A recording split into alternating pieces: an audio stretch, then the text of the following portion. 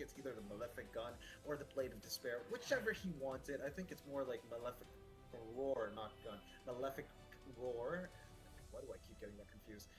Malefic Roar. I believe that was the last item because obviously you've got art with that Grok. I think the Esmeralda is going to be a big problem too. He's already got himself the Sea Halberd. Why not get that Malefic Roar? And you know what though? One thing that we need to watch out for, right? I was reading this in the chat, by the way. Malson, big shout out to you. He kind of mentioned this. By seeing this Martis in the EXP lane, now we're going to see a lot of Martis EXP in the solo queue. Folks, please, like they say, do not try this at home. Do not try this in your rank games. These teams, these players come prepared with a GODL और S8UL का बीच में match है ना, want to play. Right. वो देख रहा था भाई watch party. Don't try this in your rank games because you're gonna be putting everyone into trauma. Voice ठीक है कि नहीं बोलो तो उसकी. Man, we don't want some dark system players coming up, man. You know, we already have Crucifix liking Argus. We can't have more. Check. You know what? Fine, I'm just gonna take it. You know why Martis does not work in the EXP lane? This guy falls off pretty fast during the later stages of the game because this guy really needs to actually connect that Mortal Coil to actually get the movement speed boost. Otherwise, anybody or any single human being, not human being, the heroes in the game, could kite the hero, and he's not going to be able to land his spells, he's not going to be able to do damage. There are heroes that actually out-sustain him in the XP lane. There's heroes, there's a lot of heroes that out-sustain Martis. This guy, even if you've got the fighter emblem on him, you've got the hyper regeneration with like around 10%, you've got the Festival of Blood talent, even if it's maxed out, you're practically not going to be able to catch the enemy and regenerate the HP that you need to sustain in the fight. So it's a very bad thing. We'll give you the explanation for it, but do not, for the love of God, pick the Martis in the EXP lane. There are heroes that you cannot play, and this is one of them. Well, hey, let's move on from that and look at the draft that's already underway for game number 2. S8UL this time on the blue side. On the red, we have Godlike, of course. We can see Guinevere, Yu Zhang, and Esmeralda being banned out from S8UL. So now they probably want to play a hero that they want to play in the back line, see if they can execute that. Godlike on the other side, going with the similar bans that took place on the red side the previous game. The Jushin, the Kadira, and now with the Baxia that they had banned out previously. This feels like Godlike have come with a set strategy, right? With looking at the bans that's there. Yeah, but Freya is open. I agree. Freya's left open. I think Godlike kind of went for a gamble. Can Radiant really play the Freya? That's the big question to ask here. Yeah, he says, you know what? Even if I can't play it best, I'm not going to give it to the hands of fate. So Freya in the gold lane for S8UL. And Godlike now need to respond. What are they going to respond with? No Esmeralda to try and counter this Freya. They need someone that can kite the Freya. They need someone who can burst down. Maybe go for a Kalea right now. Art plays it really well. Pair it up maybe with a Lunox if they can in the mid lane. Give something to bid that's not so stationary because S8UL have kind of figured it out. It's a Kalea and Yi Sun Shin. In the gold lane, in the jungle, it's been flexed for quite some time now. We're going to find out soon. In all honesty, though, I feel like Yi Sun Shin can actually counter the Freya overall because I think that he has got the dashes, he's got the CC immunity, he's got also the damage. Obviously, I think if he's played in the gold lane, I think Freya might actually have a tough time in the early game at least. So he's something akin to an assassin more than a marksman, and he does his job pretty good. Him being able to actually dominate throughout the course of the game is also one of the factors that make him a big threat in the gold lane, especially knowing the fact that gold laners get more farm than every other lane in the game. So I think that overall Freya might actually have that little advantage, but Yi Sun Shin has the range advantage and also the kit that actually kind of like counters a bit of whatever Freya can actually bring to the table. But hey, let's not sleep on the fact that Kalea was picked onto the side of Team Godlike. They've got the second pick, so obviously when it was kept open, Kalea is on their side. Now it's up to the side of Team S8UL to decide what they want to pick. A Hilda is open. There are heroes that can actually jump in on the back line, like, you know, heroes like Yi Sun Shin can't really do much against a Hilda who's charging at him, though. Yeah, I think the Hilda is a great shot, right? I believe that Apex can definitely play the Hilda as well. So Hilda's got to come through, give the Yi Sun Shin a tough time, but also you kind of put the Kalea and a Pekla. You're really going to go and pick off the Hilda as soon as she comes in to make sure the Yi Sun Shin has a good time in the jungle. But again, at this moment, looks like it's going to be a flex. And as you can see, folks, the timer is stuck. No, it's not an issue on the production, yada, yada, yada. It is a pause that has been done in the draft phase by the teams. I'm not sure what the reason is. We'll get back to you as soon as we get that. But it's looking at... Yeah, I mean... It's not. It's everything is under my genjutsu. I've stopped time.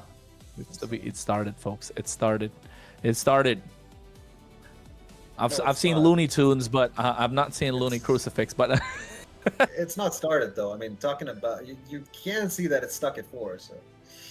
It's not started. All right. You can't see it. You can't see it. Speaking of genjutsu and stuff, like, hey, I heard the new skin is coming, bro. Am I right? Is it going to be Itachi? Is Itachi really going to be coming into the game? Is it the Yellow Flash and Mr. Itachi? Obviously, yes. We're going to get two new Naruto skins coming in Mobile Legends 5v5 very soon. In the time of April, May, you're going to have an action-packed set of skins and a lot of collaborations that many people would love. So make sure that you actually keep yourselves ready for that time. Hey, talking about that, the bans have resumed and we've got Kimi and Gatot. I like the combo of the Kimi and Gatot Kacha, and I think it's making sure you have a fail-safe, right? Making sure you have an insurance policy. If this Freya is not able to snowball in the gold lane, which should not be possible, to be honest, it should happen, but still, why risk it? Making sure you get damage dealer in the mid lane in the form of this Kimi, give Apex some sort of an AoE roamer that can really face check bushes quite a lot, can provide a lot of vision, can cover some ground, can tank the hits. They're okay with it, can even reach to the back line if he needed to.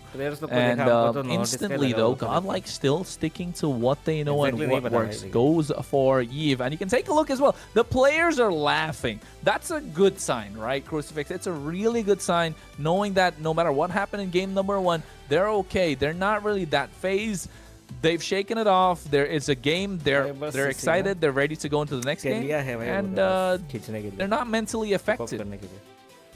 It is a good sign, but all in all, I feel like the side of Team Godlike, they've got a good, solid draft right now. They've got the Eve, they've got the zoning potential, and they've got the Kalea.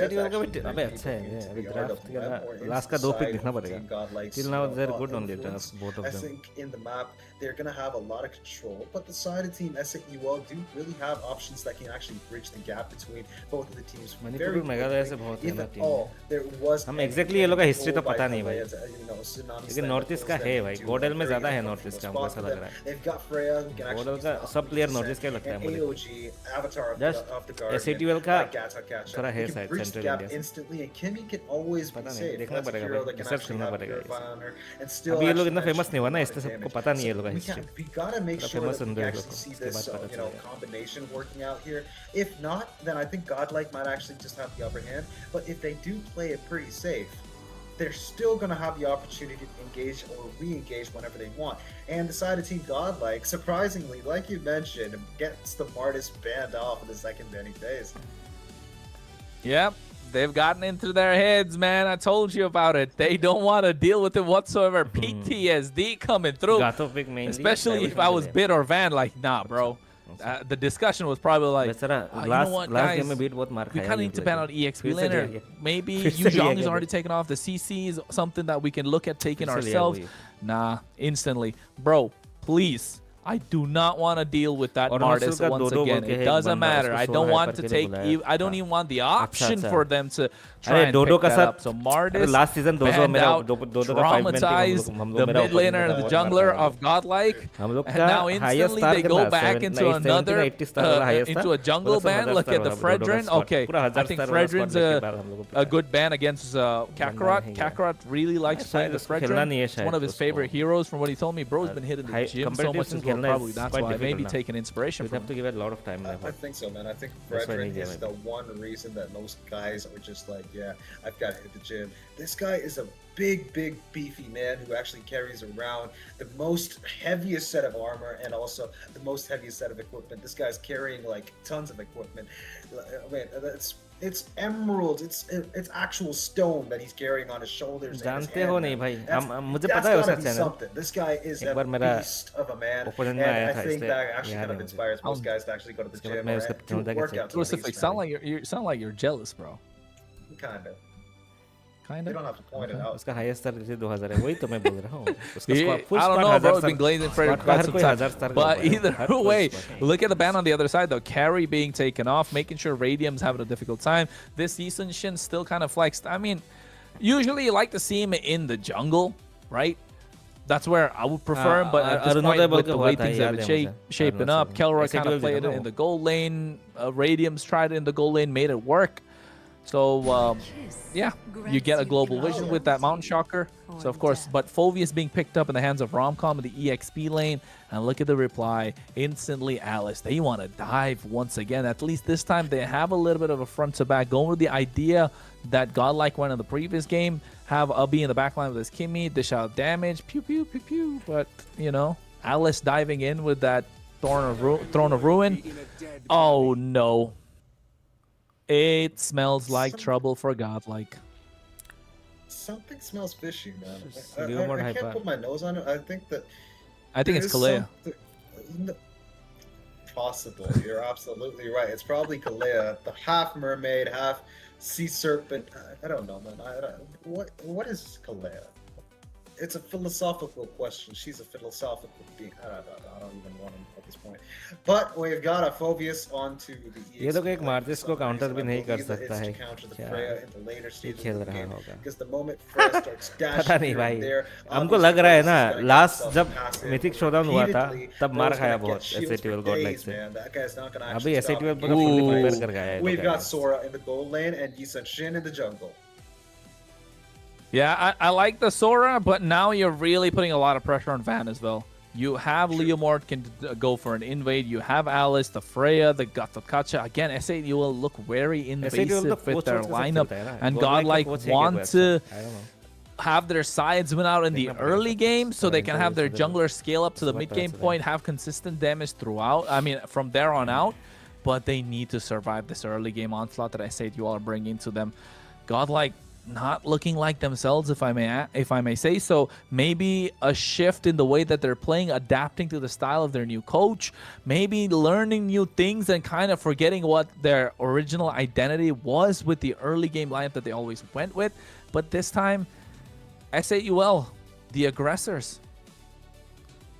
There is something really wrong with Godlike's drafting. हाँ वही तो इसलिए तो इतना effort देता है ना for international team It's just not right. Coach में something कोच अगर अच्छा ड्राफ्ट पिक कर दिया मतलब cog in the 50% of the match you win on the draft. Actually turning draft pick is very important. They've got a really good draft. They've got Alice to jump in, throw solo duo खेलने से इतना matter नहीं करता draft. They've got Leomord who has Barbaro comfort pick करने से हो जाता है and then they mount together 5 men में खेलो या फिर everybody and then Valkyries descend ये खेलो and to top it all off they've got Kimmy to actually back them all up.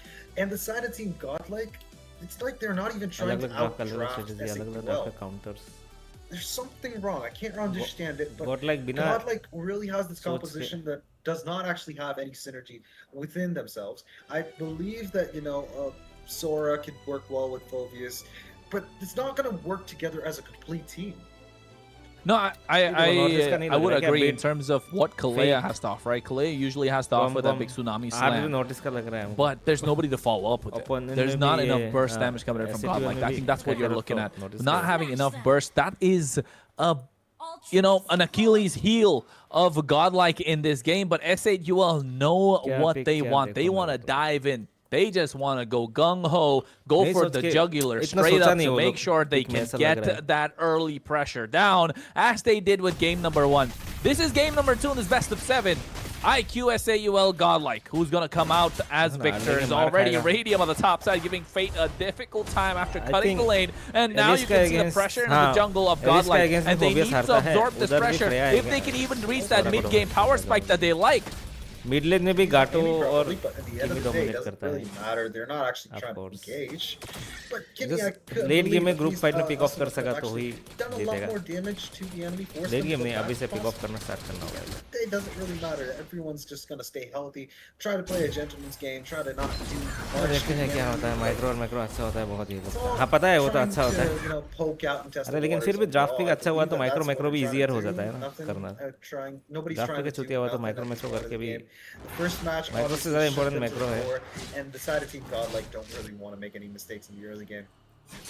And you know what? Godlike, though, as an organization, as a team throughout, they haven't really got the big ones, right? They haven't really gotten the big ones. They've been fighting for titles in different games. They've been looking to always try and get to the top, always fell short, sometimes beaten by S8UL. But in ML, they have reached the top. They won the Mythic Showdown Season 2, one of their first titles ever after being in the scene for quite a long time. So naturally, this team is expected to kind of win, but you can see the taunt already coming out from Apex and S8UL. Hey man, they've been beaten once before, but it feels like they're not going to be beaten once again if this continues. However, now you can see Godlike have kind of found their structure, found their shape into the turtle pit. You can see already Barbiel being called by the Phantom Steed. Turtle is up, Mountain Shock is being used. Bit is going to be the target, goes in. Oh my god, I'm not sure if this was needed, but he gets the first blood. Kakarot gets it down. Art into the back line, zoning away up here as much as possible. There's the Kalea going against the Kimmy to get the 2v1 down. Meanwhile, on the other side, Bid has been surviving the 1 HP for the longest of times and now gets on top of Radium. It's a 2v1. And now Radium has to run away under the tower of the opposition. I'm not sure if he's able to do that. He makes it out. No, he does not. Man, able to get that kill. 4-2 in the hands of Godlike. They have found their footing and now are looking to convert this into objectives. Surprisingly, even though they actually got 2 extra kills, it's only like 300 gold, that they have additional. It's not actually that big of a gap just yet, so S8UL really have an opportunity to turn it around. But Godlike, I think the way that they're playing is actually surprisingly good, especially with the composition of AOG in the air. Now he's got to be a top with the unbreakable Phantom Steed coming up with Kakarot, absolutely demolishing the front line. But Bait's going to stop with that one. He's going to make sure Kakarot's out of the picture, gets into the Stormy form, gets the kill. Asima too, and he's gonna follow up with Phobius to get the kill. Oh god, Freya comes in too late. Radium is not actually there in time, but in the end of the day, he's able to stop Art and his domination, but Bid is going to stop Radium, who came up pretty darn late in that team fight, man. That did not work well for the side of Team S8UL again. Yeah, 2-0-3 in the hands of Bid on this Eve. He's been doing well. Fate on this Sora. Able to get that early aggression. 4 kills now. And I think Godlike have kind of tilted S8UL. They have flipped the script. 1.5k goal lead in their favor. They are comfortable now. They are where they wanted to be. They were caught by surprise in game number 1. They prepared mentally for game number 2. And now S8UL need to find opportunities.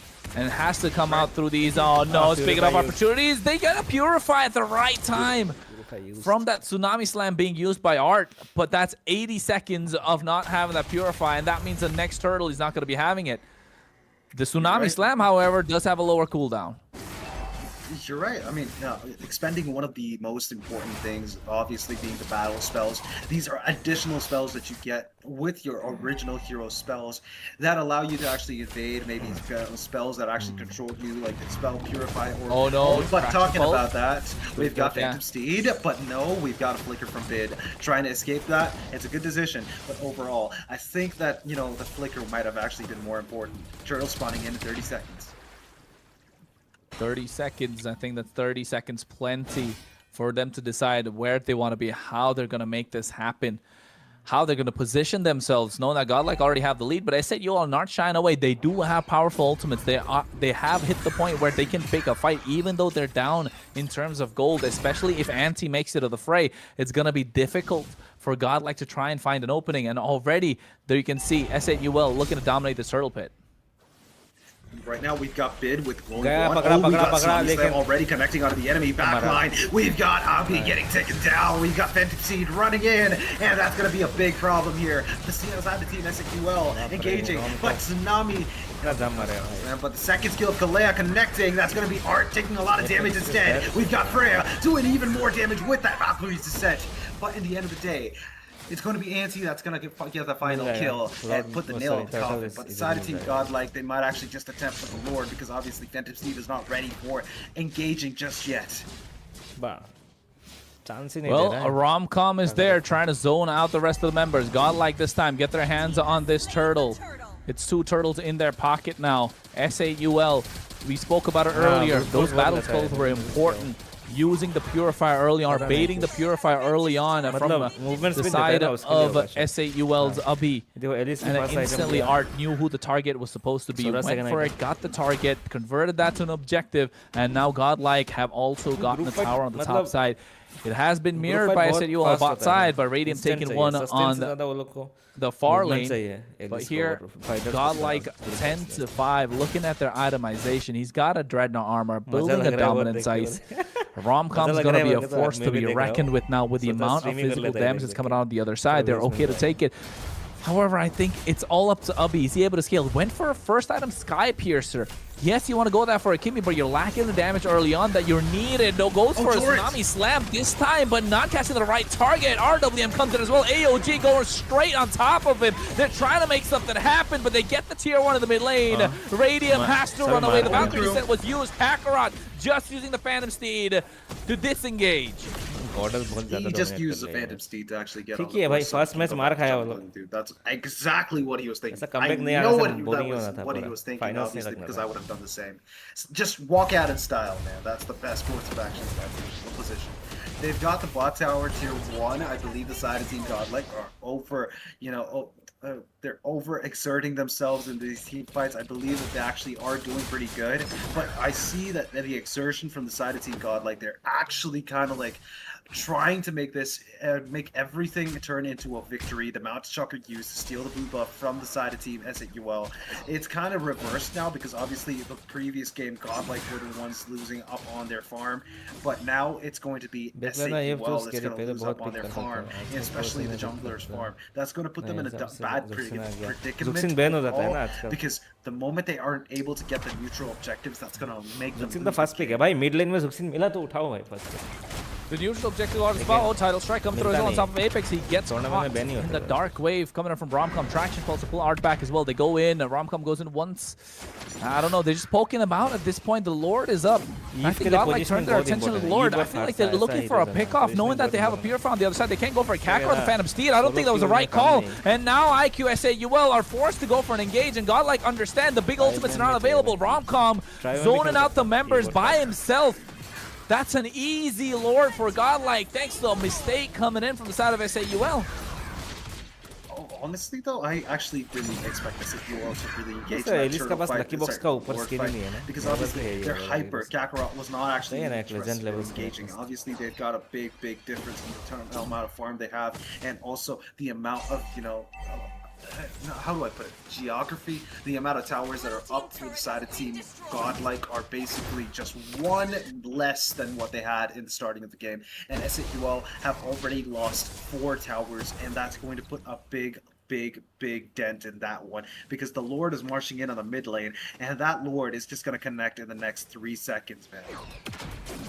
Yep, the Lord is going to be charging on the tier 2. Art charging title strike, still Tsunami. Spam catches Apex. At this time, he goes in. Dark Wave coming, connecting his health. But look at a Radium in the back line. Goes into the Valkyrie to but doesn't have enough damage. Van able to get that kill. Fantasy coming out as well at the right time. But Bid sitting beautifully with the RWM. Catches one, but NT able to reply back. But Kakarot gets one more. It's a trade. It's a 3-for-1. And Apex wants to go in. The damage coming out from Ubby is too much to make that a 3-for-2. Godlike dove in along with the Lord, but S8UL were ready, and they were ready to defend. The Lord is already taken down. 10 minutes in, a successful defense coming out, and they bridged the gap from a 5K to a 3K now.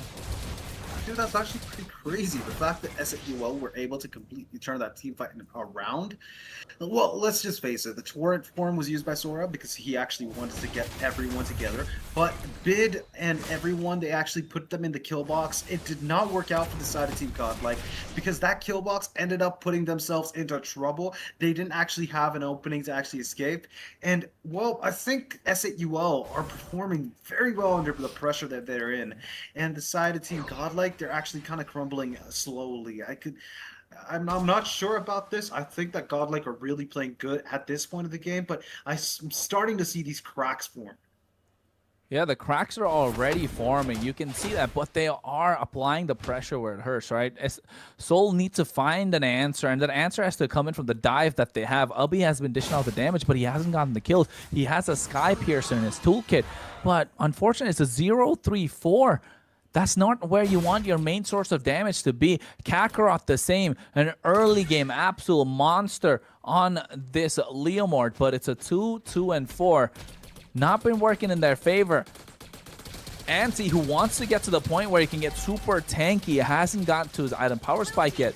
On the other side, though, Bid, the target who was there the entire time, 406. He was the one who was targeted down super hard in the first game. This game, though, he's okay. He understands the dive is still on top of him, but he's able to make it out alive. He was almost 1 HP on the bot side fight, but he still does. And you can see again, Romcom goes in, gets the taunt. Apex trying to create the space, trying to find the peel. Oh my goodness, what a shifting skies to catch him up. He has to make it out purified, but the throne of Rowan catches them as well. Kakarot to the back line with the steed.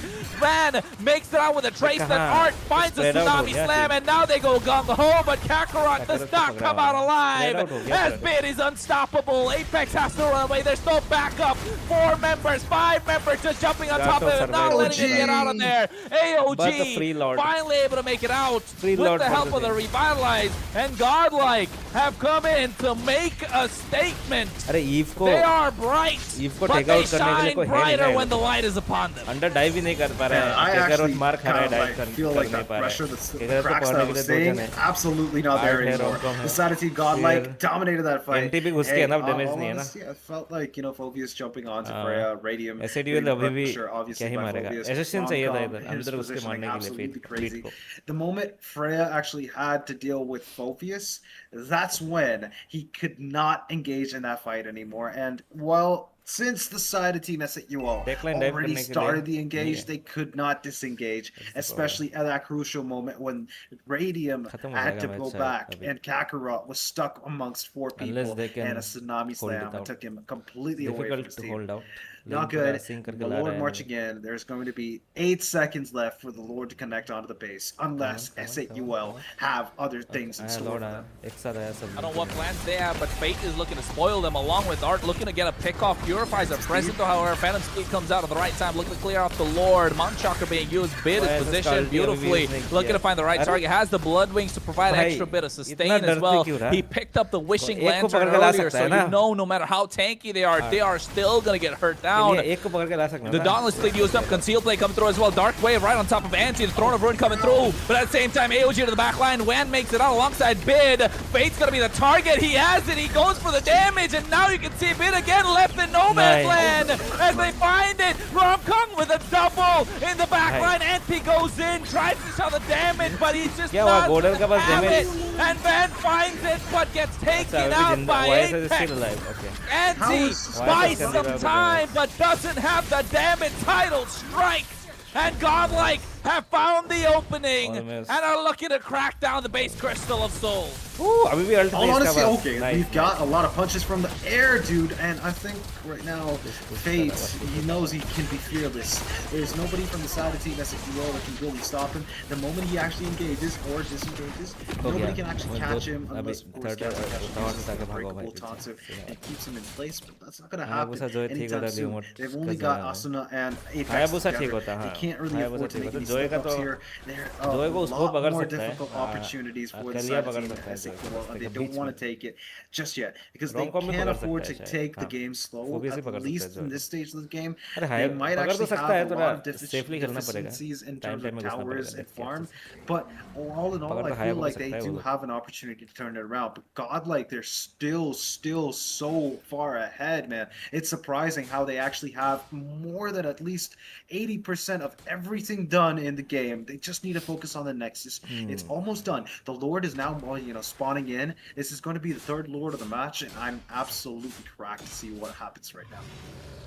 Yeah, I think the Lord is going to be something that they need to contest. At this point, Seoul are already down by 6k, right? This team needs to find an opening, and they're not able to find it. Anti went in, dove into the backline. He just doesn't have the damage. Bid is able to make it alive. Bro, Bid is 509. That's a dive composition coming in from Seoul, but still haven't died a single time. Title strike coming in from Art. Kakarot goes in for the Steed as well, looking to go to the backline. Van with a Mount Shocker, and you can see now they go in, and they get the Purify, but Radium is already taken out. AUG, but nobody already home. Van finds the target. Kakarot's taken down. And now Soul will have to run because they don't know what to do. Apex back into the base. And Godlike don't even need the Lord. They have waves crashing in from all three sides. Torrent 3 get caught into the torrent. And now they go in. Fake finds a play. And bid like a conductor in the back line. Dishing out the damage in the RW. And Anti goes in. And Abby's there as well. But Godlike are taking heads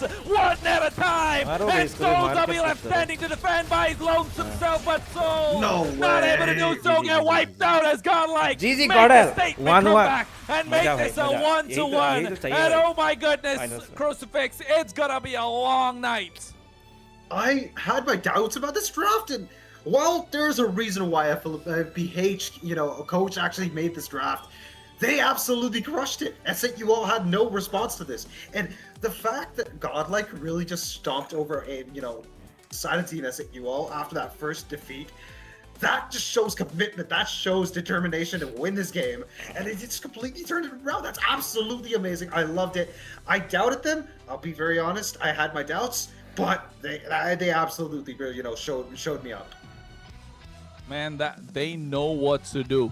They've understood the assignment. This guy deserves the MVP. There's no chance whatsoever. Even after going against the Gatokacha, a Leomord, a Freya, you can basically just Valkyrie descent with a Flicker. He didn't have the Flicker, that's fine, but a Valkyrie descent straight into the back line. All the pressure on him. Yes, they caught him in game number 1. Ain't no way that's gonna happen again, said him. Vidya Sagar, that's his name, but oh my goodness, did the way he played, the way he positioned himself, beautiful. Amazing. Absolutely beautiful. Hey, and let's just talk about Kalea for a second. Art! Dude, this guy made sure that Kakarot's Hindi में देखेगा थोड़ा life time. was... Let's see Hindi वाला first था थोड़ा time के लिए. हिंदी में views ज़्यादा है भाई. कल भी हिंदी में वाला में ज़्यादा व्यूज था 3 दिन पहले भी. इस्तेमाल कर सकते थे टीम फाइट पे, लेकिन ऑडियो क्वालिटी खराब है हिंदी वाला यहाँ पे, तो शायद से मेरे ईयरफोन सिर्फ एक साइड में बज रहा है. 16 मिनट पार हो चुका था गेम का, तब तक साइड में से कोई और आइटम बनाना और डैमेज मिल जाता, आपको मैजिक पावर ज्यादा हो जाता. अगर आपको हालांकि आपको किल नहीं मिल रहा है कोई और, ठीक है सर, नहीं मिल रहा है किल हमको, लेकिन नहीं सुनेगा आपको, सुनने का दिल नहीं है. अंग्रेजी में सुनते हैं, अंग्रेजी is better. Oh, forced to be reckoned with indeed. And you know what? If we take a couple steps back, right, folks? If we take a couple steps back and think about what draft game number 1 was, where Godlike really laid out the trap, where S8UL really laid out the trap, right? They're like, okay, we're gonna go with the Guinevere first pick. We're gonna leave Bid's favorite hero, which is the Eve, open. And I'll be honest, for the longest of time, Bid had almost a 100% win rate in competitive play for ML with this Eve. Right, for a very long time, he had a winning streak going. Nobody could really understand how to take him down, and they finally did. But then again, it's not that it was his fault. It was just the fact that the draft was never in his favor. So Soul kind of understood the assignment, and I'm assuming Apex is the one that does the draft. He does the homework. He comes in prepared with cheats. He kind of knew what was needed to get that surprise, get that surprise factor in, and that's what they did in game number 1.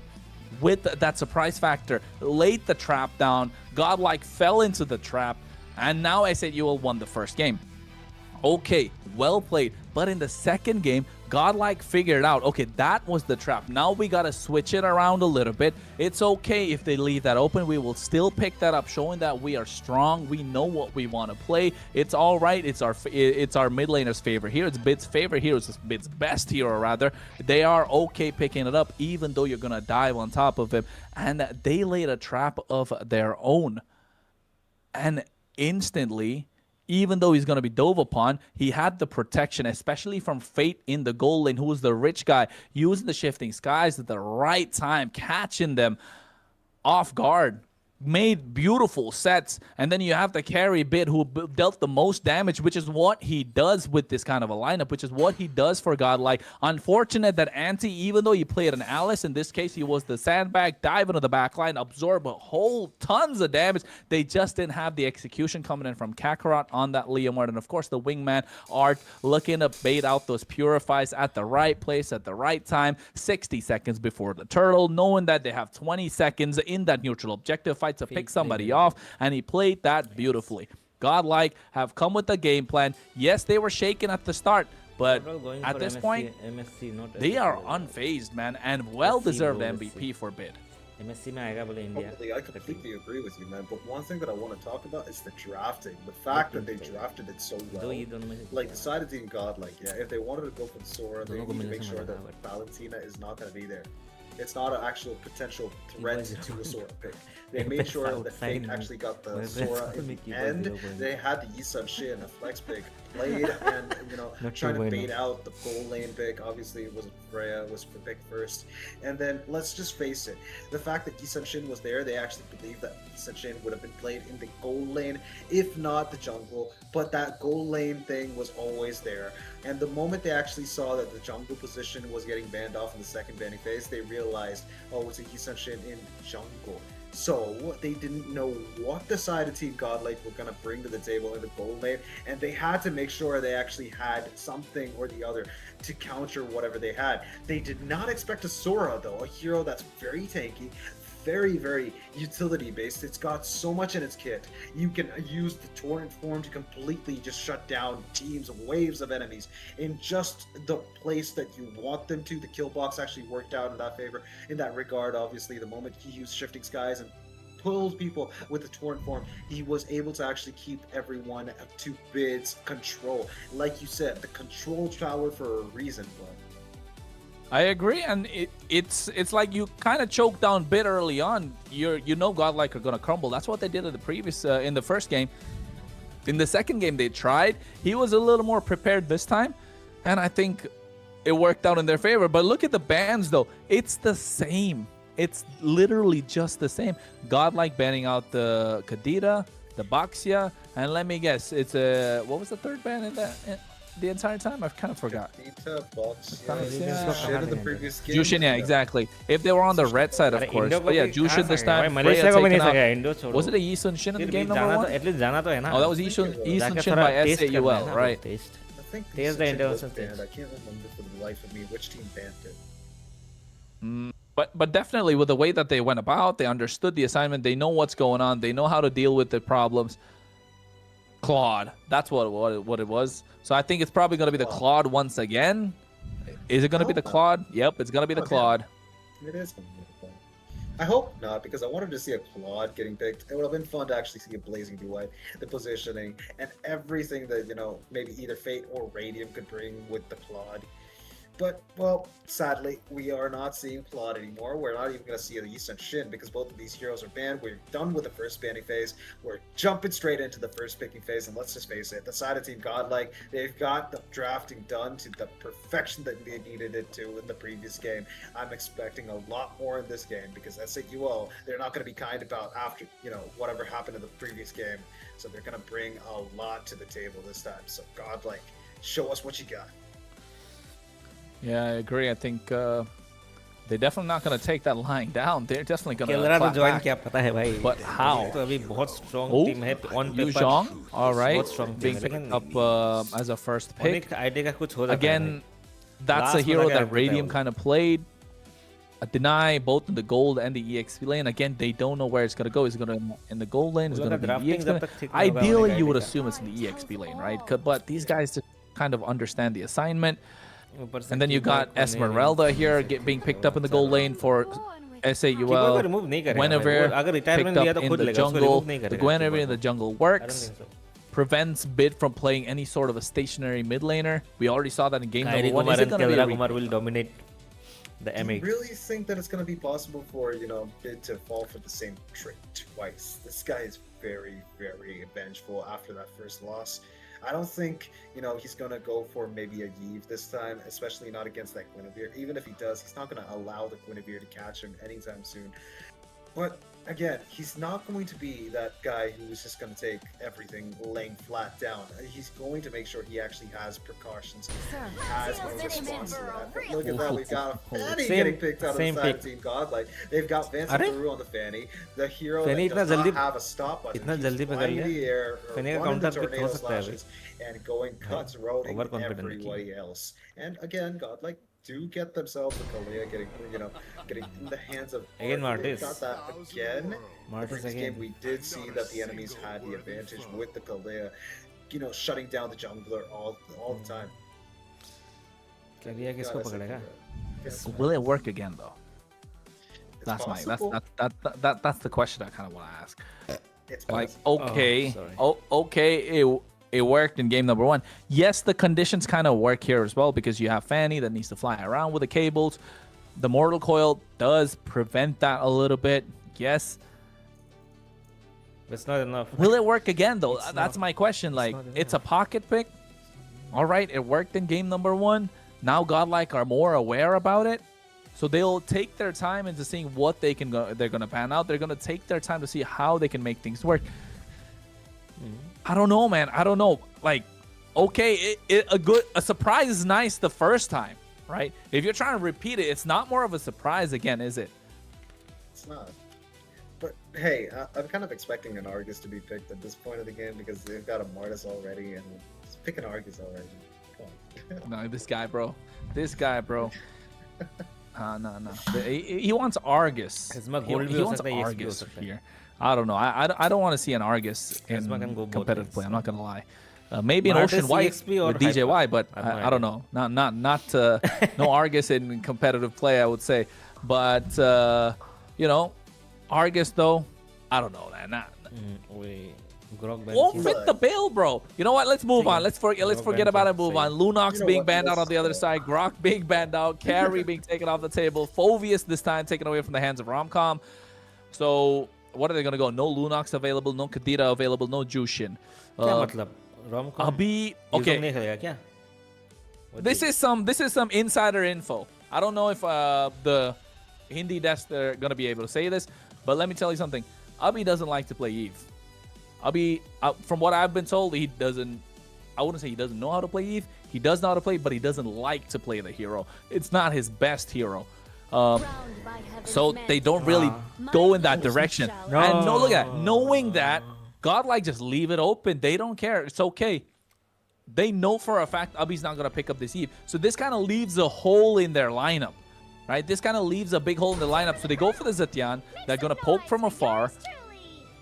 CC going to be locked into the gold Fairy lane. तो dominate करेगा And तो now, ये match. whatever may come, it's probably going to be a Eve again, isn't it? सब What मारेगा are भाई, the better, Fanny- better mid laner? Fanny, I mean, Fanny सबको मारेगा तो Look, I'm gonna be very honest with you. I think the Eve is a possibility. for only the Martis Celtics can guys. stop Like, her a little bit. I Yeah. mean, they do have a counters. Yeah, they do. But let's just face it. Kimmy. Even better. Even better. I was about to start a big, paragraph about something else, but Golden since CC? Kimmy's been picked, all right, we'll just go with that. Godlike, get themselves a Kimmy.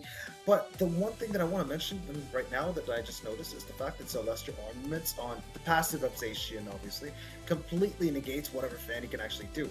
That's swoop in, kill people, and walk out. Celestial Armaments keep her alive, and I think Fanny will have to actually take it out, because the moment she actually crushes into Celestial Armaments, that little circle around Zacian, she's going to be stunned. That's going to keep, give S8UL an अरे opportunity to Zetian take के down पैसे Fanny. टुटा I देगा think ना भाई, that's actually लिया a है। very good pick, a solid pick Yuzong on है। the side of Team S8UL, and they go doubling down on the Fanny अच्छा, complete counter. चलो। They got the Kaja. चलो getting picked at least on their Kaza side. है Fanny को पकड़ने का try करेगा Yeah, the Kaja is good. They kind of do have some sort of a wombo combo that can work out with the spatial migration. But then again, I feel like this Kaja is a little bit of a forced pick, right, Crucifix? That's where we're getting at. It kind of Franco stopped this Lelo. Fanny from flying around.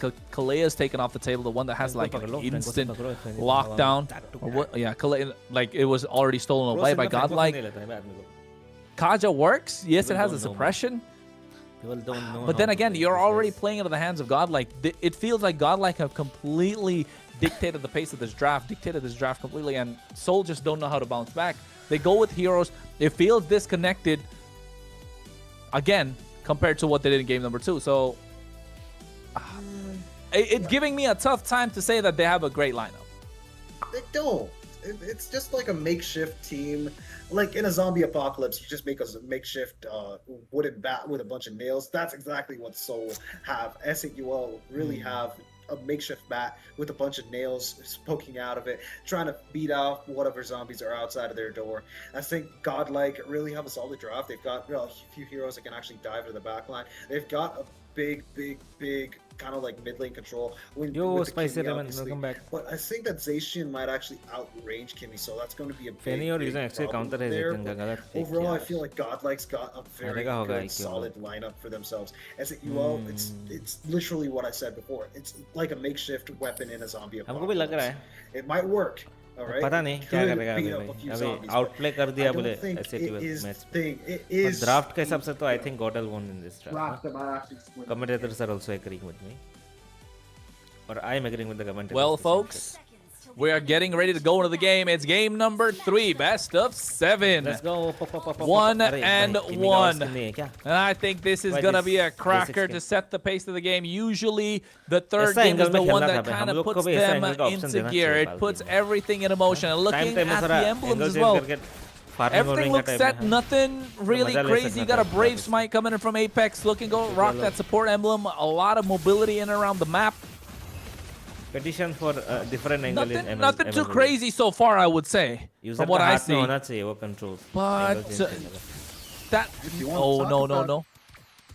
The one thing that is kind of crazy is GODL should win, bro. That's gonna slow the enemies down, obviously, but I don't think that's actually the most. Last time also GODL won, so I want S8UL to do something more. But there's give a good match at least. Problem, you are surviving barely. He's trying to heal himself up with the minions, man. Yeah, he does. Oh, look at him. He goes in, misses out on the Lethal Wanderer. Anti gets it for himself. That's kind of like a blessing in disguise for S8UL.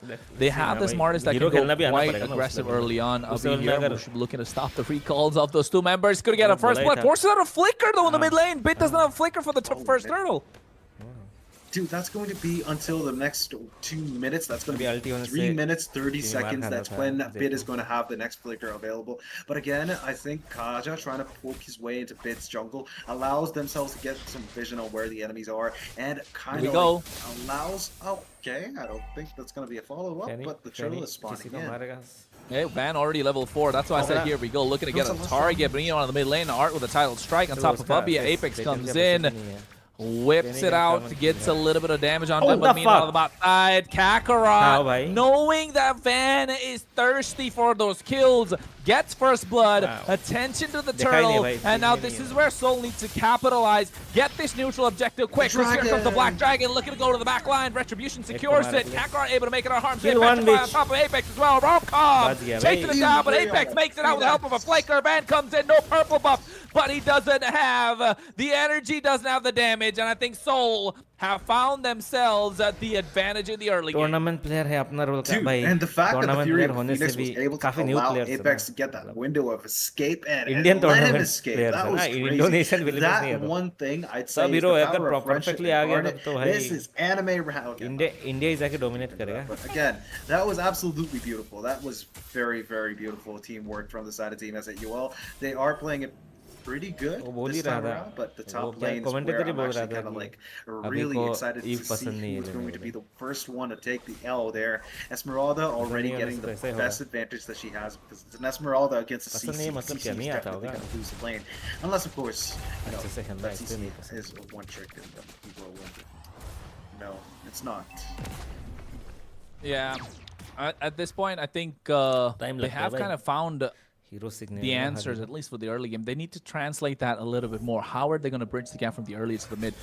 For Seoul, they need to have Anti kind of scale up. If I'm not wrong, he's probably trying to build a Sky Piercer, get that item rocking and rolling. So Apex needs to get these Divine Judgments on point. Kakarot has been the key so far. Game number 1 and game number 3 so far with this Guinevere. Knowing when to use the spatial migration can be a threat in the backline. Can be that false hope that Godlike might need. But here's the Divine Judgment coming in, take the spatial migration without Fury. The Phoenix follow up. I'll be able to get that kill onto Art. Vid has to make it out of harm's way, has the flicker still. Using that gun to dish out the damage. Van, he gets spotted out. I don't think this is a good idea for him to contest that jungle creep. It's definitely not worth it. Neither is it for Romcom. It's 4 members that's moving to the bot side. But Romcom holding his own for a while, knowing that Turtle's going to be the next target. He has the Black Dragon for him. I'm not sure if it's a good idea for them to contest, but Soul secured the second Turtle of the game, extending their goal lead, reaching about 1,000 now. Right now, all I'm seeing is the side of Team S8UL completely stomping on whatever Godlike wants to actually do in this game. Because they try to actually find an opening, but they can't find any opening because of how S8UL are playing. Top lane is not actually having any, action whatsoever. They are trading blows, but that's about it. And Fanny's trying to engage on the top side. Man is going in. I see off camera Esmeralda running away. And that's going to be Fate, giving Radium a taste of his fate this time. The previous game, they actually ended up winning, but this time Fate is still winning the goal lane, at least with the help of fans, obviously. Yeah, and I think at this point on the top side, you can see Godlike already getting and hacking away at the turret. Oh, Tsunami Slam out of the target, but here comes the Fury of the Phoenix, but at the right time, the spatial migration catches Bid. Apex gets that kill, though. Title strike to make it out, but I think they're going to chase him down. Anti comes in, forces a flicker, but they flicker forward to get that kill. And Anti strikes. And now Van goes over the steel cables, being right on the back line. Romcom goes with the Black Dragon form. I'll be able to make it alive with the help of a flicker. And Van, he was occupied with the 2 members of Soul. And now you can see they're trying to make a sandwich out of him, making sure they can get that tier 1 spatial migration. But the Violent Requiem connects. And they're able to get the kill. Fate looking to chase them down with the Yo-Yo Blitz. Gets the double after the curtain call. And now Soul, they have taken 1, but they've given 2 in return. Title strike catches 2 members looking to get that Tsunami Slam, but nice use of the Mortal Coil to get an immune on it, making sure Art doesn't catch anyone. Dude, that was beautiful, but again, the side of Team S8UL are slowly losing up all the momentum that they've had since the start of the game. However, the side of Team Godlike, I feel like they're making a lot of pressure plays. They're making good ones, but it's all under pressure, so they might actually slip up here and there. The previous fight, I think there was a little bit of a issue overall, but the Tsunami Slam connecting, even though the Mortal Coil was there, and I think Romcom getting himself the turtle is actually kind of like important. Ventador gets taken down by Anti, and that's going to follow through with 1 more, because they ultimately, Martis is not going to stop. It's going to give him even more opportunities to get even more. There's going to be 1 more. He's got the Mortal Coil, he's getting the passive locked in. He gets another 1 mega kill, but shut down by Art. And that's going to be Anti getting to the first L of the game, and now it's going to be followed through by Art taking on 3 people. I don't know what he's trying to do, but he's been caught between a rock and a hard place. He can't really escape with Kalea, dude. I think that is the best course of action, and Indian well, they tried. They really did. Godlike found an opening. And they wanted a strike, and they did. But Hubby's Fury of the Phoenix was on point, but the Black Dragon form from Romcom making sure going right to the target. Kakarot is the one that needs to shut down. He's the one disrupting the composition of Godlike the most. So Romcom understood, went in, Black Dragon, straight petrify, caught him and broke him down. And now kind of evening the odds, but still Soul walking out with a slight bit of an advantage. Like you said, Art caught between a rock and a hard place. Can't really do anything. And if you've noticed in this game, Art is not allowed to play as aggressive as he usually has. 1-3-1. He wants to go for the pickoff, and he has been. Just like now. This time finds the right target. Van comes in, but you can see Fury of the Phoenix doesn't stop nobody. Kakarot get taken down by the Black Dragon form coming in right now from Romcom. He's looking to chase, but doesn't have the Petrify. Already used up earlier. Fate with the vengeance as well. And now Soul 1 member down. Godlike chasing them away. Zoning out members. Converted into a neutral objective. Let me know. Oh man, Fanny, you try to actually push the bot lane? हम तो GODL को support कर रहे हैं. Overall, I think the previous team fight for the side of Team S8UL was a big L. I did not expect, obviously, Apex to just fall down like that. He wasn't able to connect anything meaningful. But overall, I think that the side of Team S8UL still do have the advantage overall. They do have a 1,000 gold lead to their side. Godlike are not far behind. They're able to actually bridge the gap that they had between both of them. And now they might actually just try to bait the enemies to reveal their positions with the Lord that's coming up. Art already मेरा video में मेरे को head दिखा रहा है there. But all the 5 enemies of S8UL are now revealed by the side of Team Godlike. They've not engaged. Tsunami Slam is right now there, but the Fury of the Phoenix again stopping Art in his place, but Bid is able to get the kill on Apex. Purify wasted on Radium. That's going to be, Radium getting taken down. Oh, no. It's going to be crazy right now. There's going to be another one because Bid is going to find the kill on Kakarot. Low HP even use the wind of the, wind crown. Most of them are at the end of the day, doesn't really matter. Down. There was 5 people right in front of him, and there's no option to actually back off from that. No spatial migration, and that's going to be a big problem here because S8UL are going to lose on this title one. strike. Title strike with the Tsunami Slam, but that's going to be Vance Atoru getting the kill onto the enemy Martis. Anti out of the picture, and that's going to be Abi also falling through. That's going to be all the members from the side of Team S8UL completely taken out. But they're back in action again. All 5 were taken out, though. Well, all 5 members were down and out, not in consecutive succession, but with the way that Seoul were looking to capitalize, get the Lord.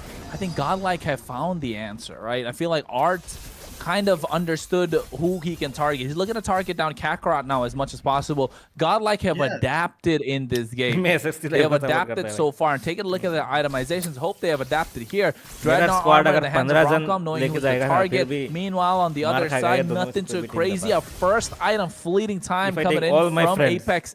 Left them to be a little more squishy. That's why we saw a little fewer engages coming through, rather. Then also all my friends. See Halberd, Rose Gold Meteor there. The Lord is already crashing in on the top side. Tier 2 taken away. They do have the Holy Defense. The Holy Shields are available, so they'll be able to defend this Lord on the top side. But meanwhile, they will lose the Tier 1s, both in the mid lane and the bot side.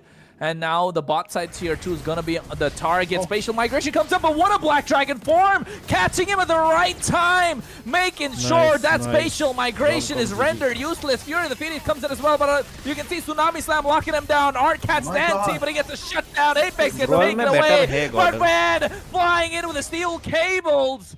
Doesn't find a target. It's a 1-for-1 trade. Seoul are able to defend.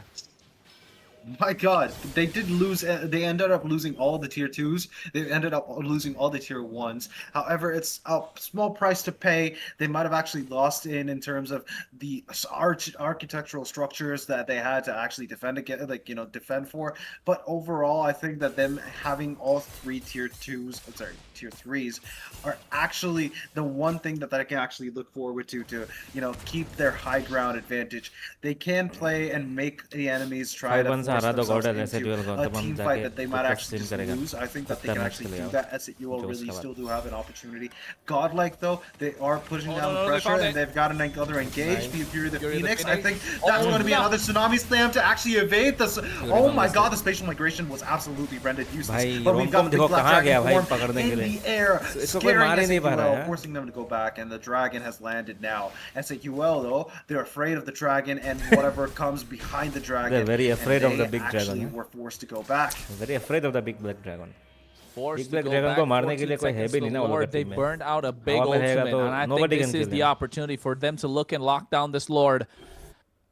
And Seoul should be looking to take that at this moment. Brute Force secured by Kakarot, going in towards a tankier build that doesn't want to get any damage down whatsoever. He's going to be the false engage before Apex goes in. Radium goes through the falling Star Moon. Art title strike doesn't connect onto anyone. Looking for the right target. Doesn't want to die so far. Oh no, look at Van. He goes to the back line. No purple buff. He's looking to execute somebody with the cable cutthroat. But meanwhile in the mid lane, they find the target. Tsunami Slam right on top of Ubby. He's mispositioned himself. And now Kakarot, what a spatial migration. Catches 2 members, but he can see they come in the mortal coil. Finds a double for Anti. Did have to run away. Make that 3. They traded one, but Soul found the opening, and Kakarot's the one to deal that and make sure they get the kills in the pocket of Anti. Those Sky Piercers are definitely starting to hurt.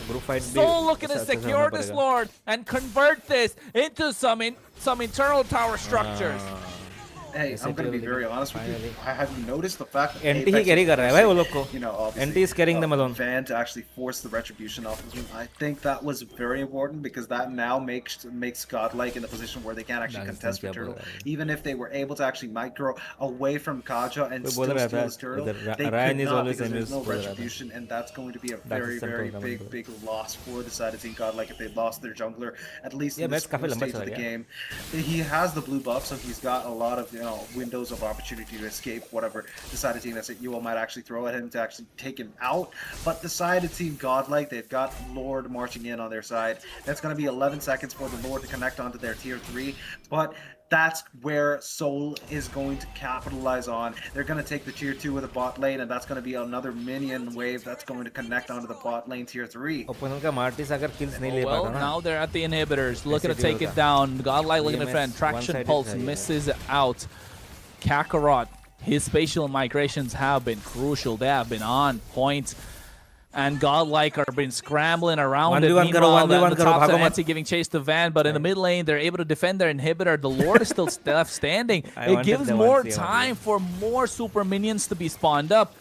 11 seconds, 10 is what we're looking at. 15, 10 is when the next super minion wave will come up, and I think Soul understand that. They need more pressure. They need as much time as possible, and yes, they found it.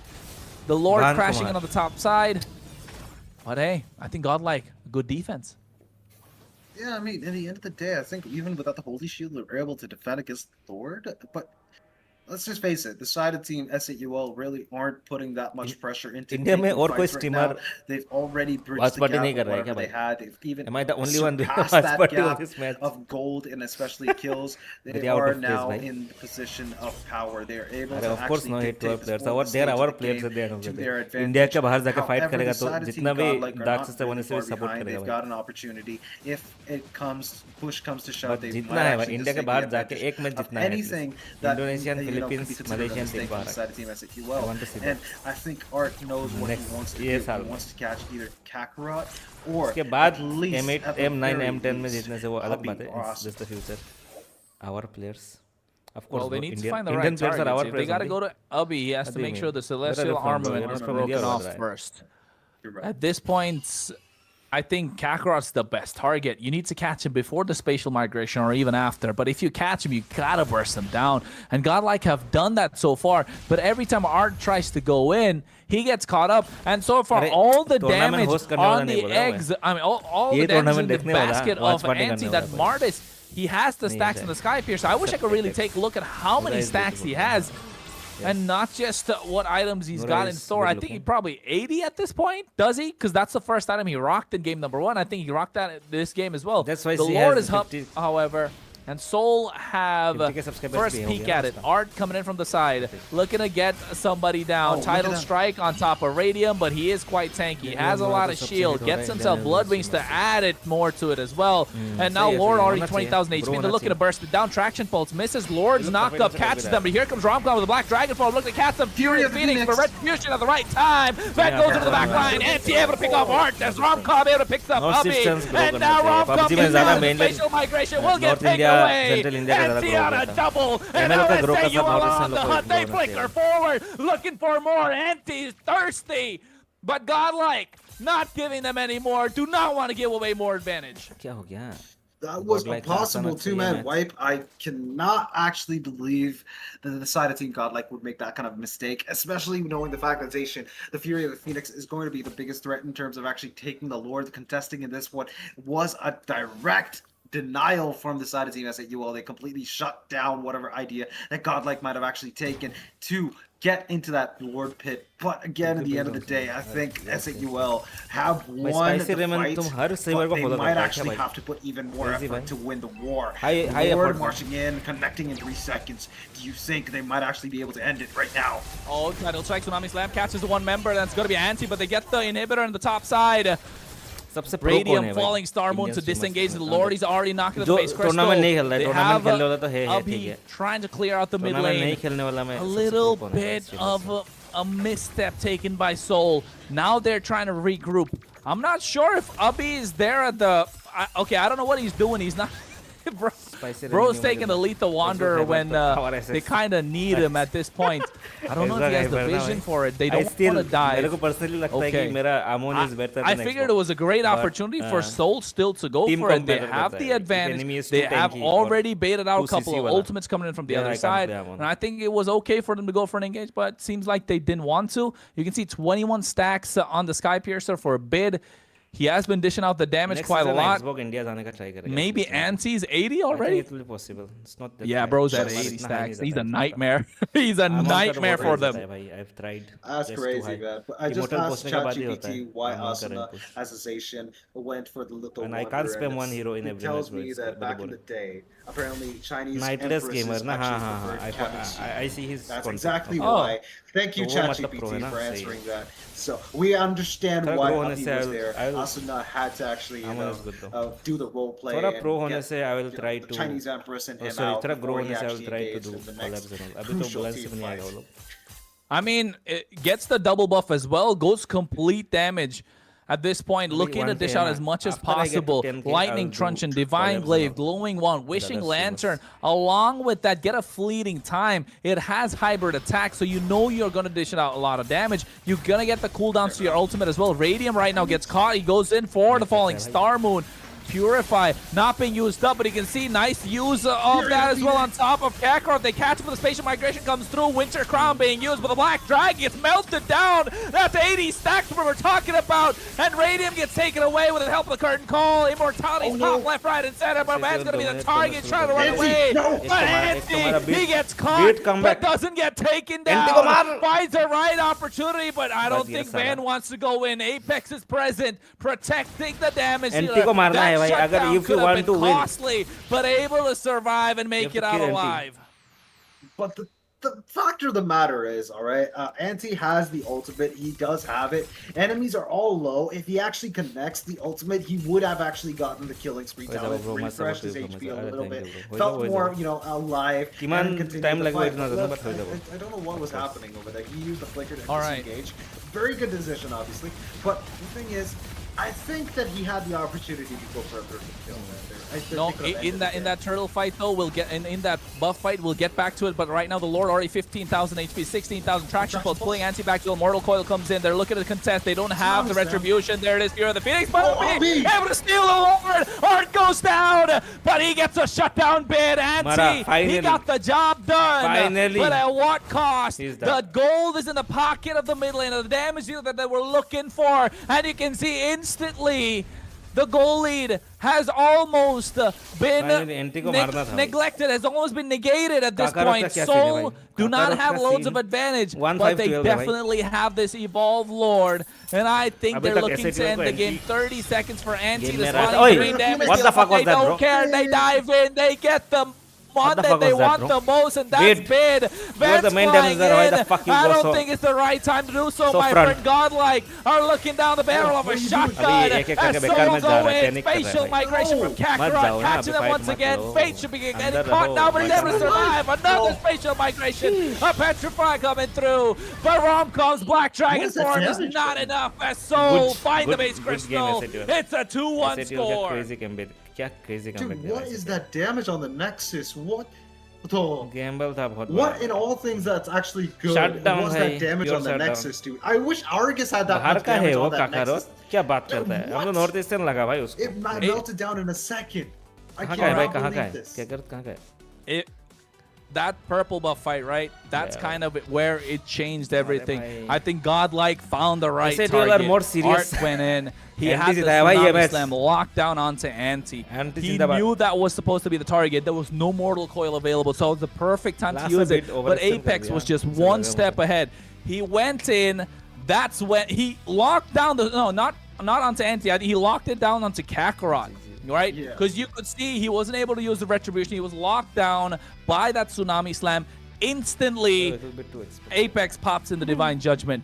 That gets cancelled out, and now that gives a second opportunity for Kakarot to engage. Spatial migration goes into the back line, and now you're looking at everyone vulnerable on the side of Godlike. And that was more than enough for them to dish out the damage. And of course, Abhi knew what his assignment was. He was the one who has to dish out everything, because the rest of the members didn't really have it. Yes, you have Anti on the Sky Piercer, but he's the finish. You need the poke coming in, and he needed to come in from a range. And Abhi did the job well, got the job well done. And Soul knew what to do, whom to target, when to be, who's got to be the bait. And unfortunately, in this case, Godlike's art दोनों players में से Martin's XP लेके मारा भाई enemy को. Anti का main hero है भाई Martin's. Hey yo, this is what happens when you try to anti का मेन हीरो है भाई मार्टिस. सब पे रहा है बात. You could have taken a back seat, try to play with the enemies engaging onto you, like how Apex was trying to do. Damage था क्या? Throughout the course of this हाँ game, डैमेज ही था anti का. Mostly damage ही था. Fullest. I believe that I actually said that it was like a makeshift kind of team composition, but it did end up working out for the side of Team S8UL. Head to head, we've got Godlike, CC versus Radiums. Radiums, Esperada, and that we understand what Radium, Potassium, Calcium played him amazing. It's not that much of an impact compared to what Radium brought to every single team. Yeah, and I think given the fact that the meta has shifted more towards a little bit of a brawly composition coming in from both teams, more tankier, more fighter heavy in the gold lane, you know, Radium has not been able to play the picks that he likes. Right, he loves to play the claw. He loves to play marksman in general, man. He's a great marksman expert. He's a marksman specialist from India, if I may say so. And I don't think there are many that are better. Arguably, maybe Kyle when he was in his peak form. At this moment, I can gladly say Fate does not match up to the marksman that Radium can, to the play of marksman that Radium has in his pocket. Right? His hero pool is quite deep in terms of marksman. He knows how to lane in terms of being in the goal lane, knows how to play. Basically, he's a marksman expert. Crazy player. The point is, like, the meta just doesn't give him the opportunity to shine. Yeah, exactly. But utilizing that, Soul know that it's okay. Give Radium a hero that he can lane well with, that he doesn't die too much, can hold his own. And that's what he did. Once he did that, it's all right. You turn into the other side. You got to protect Abhi, who has been the carry for the entire game with 120,000 damage on this Zetian. And unfortunate that Godlike did not know whom to pick off, and they tried, but they just didn't succeed, man. होगा ही इतना पैसा उड़ा रहा है ML अभी India में. तुमको लगता है ये ज्ञान और राइसर खुद का मर्जी से स्टार्ट किया है? कुछ नहीं भाई. ML का पैसा दिया, बोला तुम लोग का फेम यूज करके व्यूअर्स लाओ. That Godlike actually wanted to use as an engaged tool. इतना पैसा उड़ा रहा है तो इंडिया में टूर्नामेंट लेके आएगा. डाकूसेना नहीं है तो भाई. Every single plan of Godlike got shut down instantly. I think Zacian in the hands of Abhi is an absolute nightmare. He was able to completely stop and negate whatever that Godlike actually used as an engage. You know, Tsunami Slam, when it crashed, you got a stun on the Kalea. You can't really follow up with the second skill. You can't really follow up with your team because your team is stunned. They don't know what to do anymore, because then they just ended up losing the fight instantly with how Asuna just had that beautiful Fury of the Phoenix connect every single time. And you know what, though?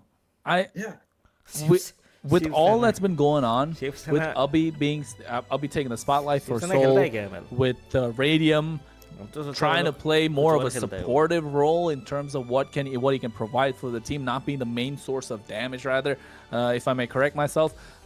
And with Art stealing the stage along with Bid, oh my goodness, that guy is an absolute beast of a mid laner, doing the best that he can for Godlike.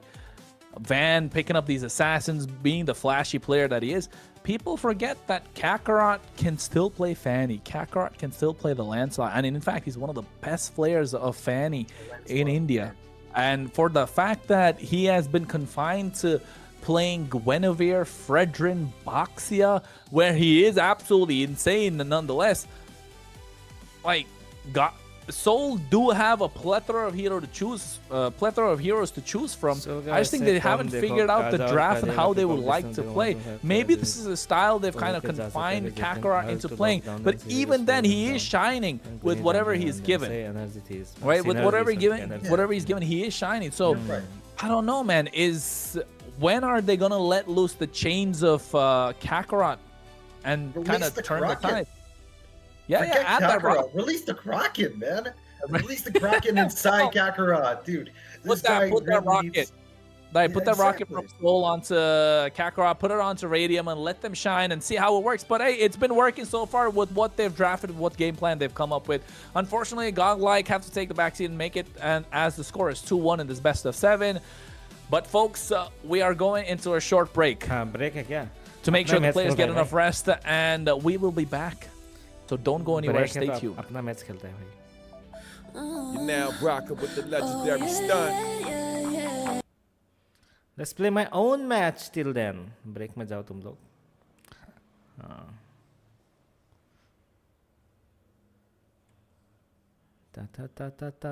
Ta. Windows capture off. Classic खेल सकता है क्या तब तक? Can we play classic till then? I don't know.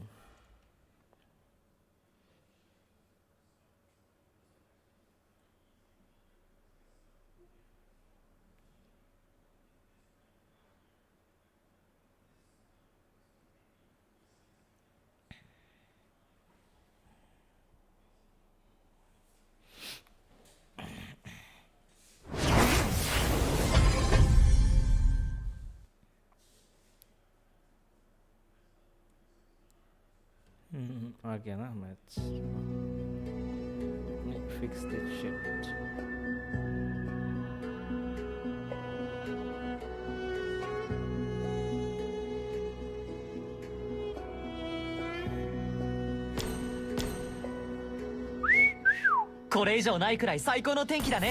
Broly खेलता है भाई तब तक. If it's too late, then I'll play another match.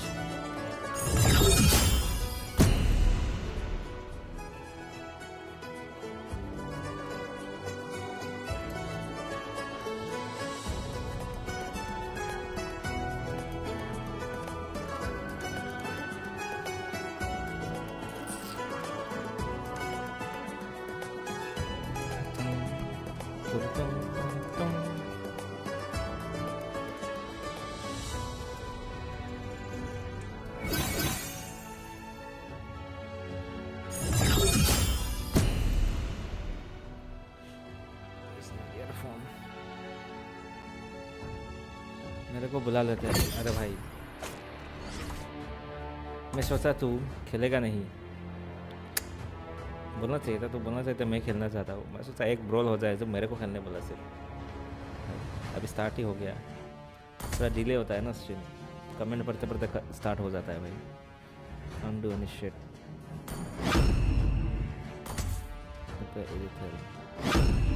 और Thomas.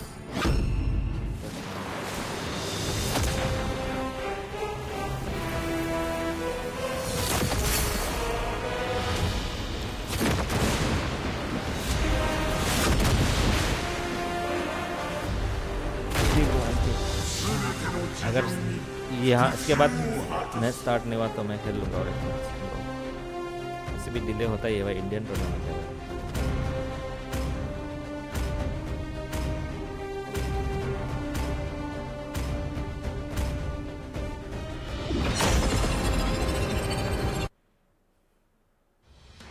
Let's go the Annihilator.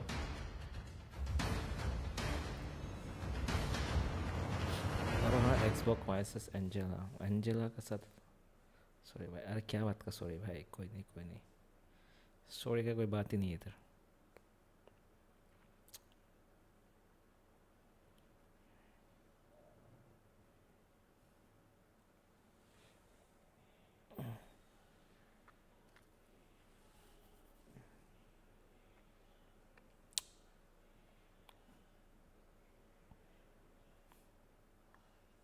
Welcome to Mobile Legends.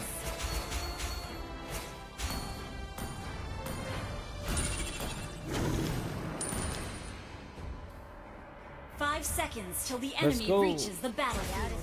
Smash Kill these them. bitches. All troops deployed.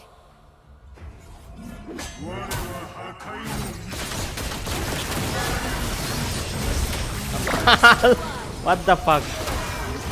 अकेला मरा मैं. क्या क्या रूमर है कि ये देखने के बाद रिपोर्ट क्या है और ऐसा. इनोसेंट सुना तो है हम भी. पता नहीं भाई. Never know. कुछ भी हो सकता है भाई.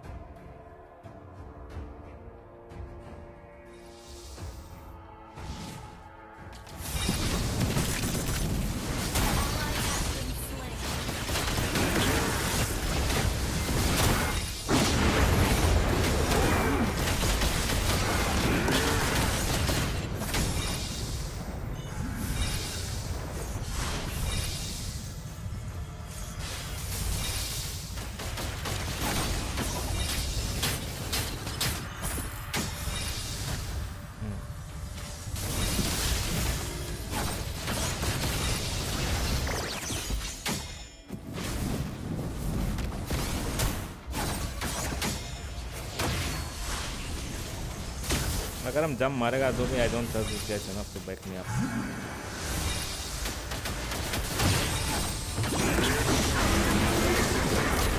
हेट साला इतना सीसी. बैकअप तो दो भाई यार. ऐसे मारो. वही तो भाई. ब्रो ने सोचा मैं ही फ्रंट लाइनर हूँ ना भाई. अभी जाना पड़ेगा मुझे.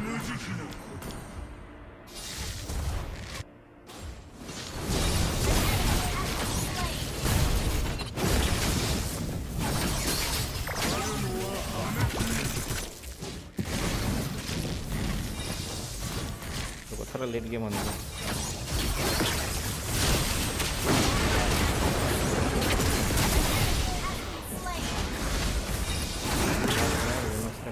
Sorry, Louis का damage.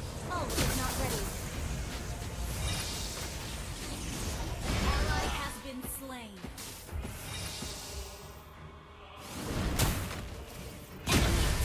Wow. Our turret is under attack.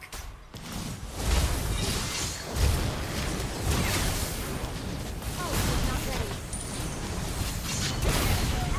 Slain. Double kill.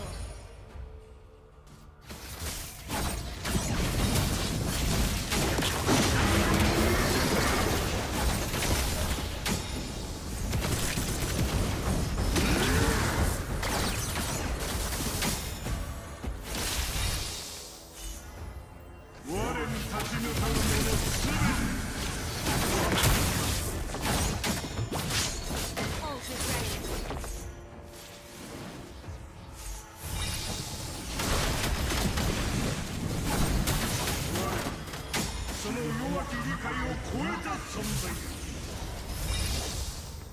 Our turret is under attack.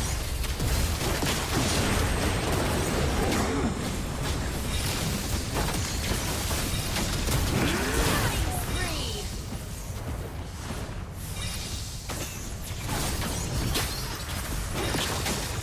Ally has been slain. ना फ्लेम शॉट Turret लगेगा is भाई. under attack.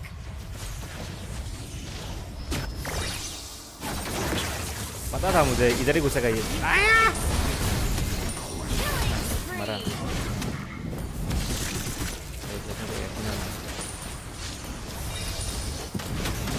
Much magic damage this guy does.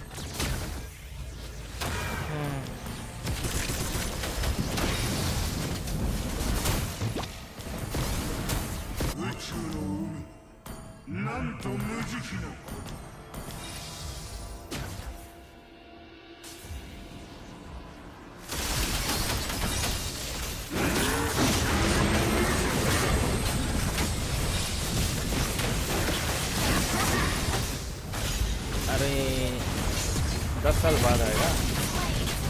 Backline जाएगा. Backline अच्छा.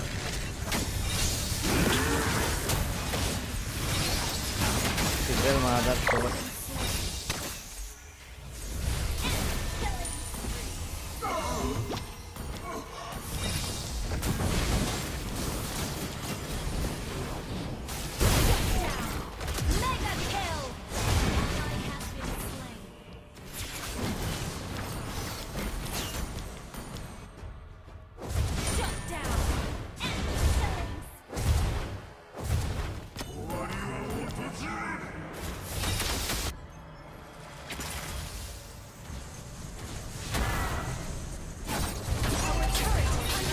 I die with people who take them.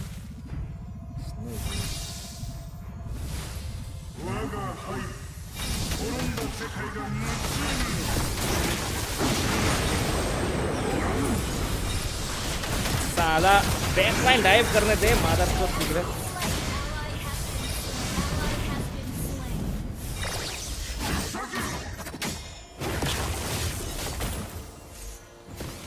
Shut down. मैं तिगड़े को मारूंगा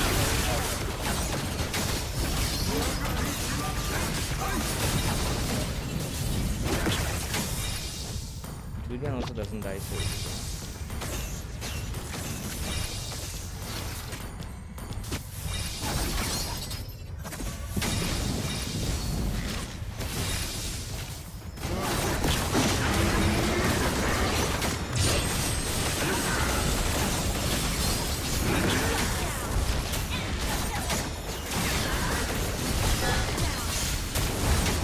Now come.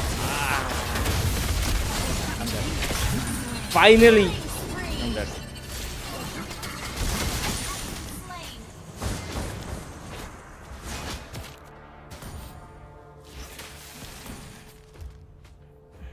Ult is ready.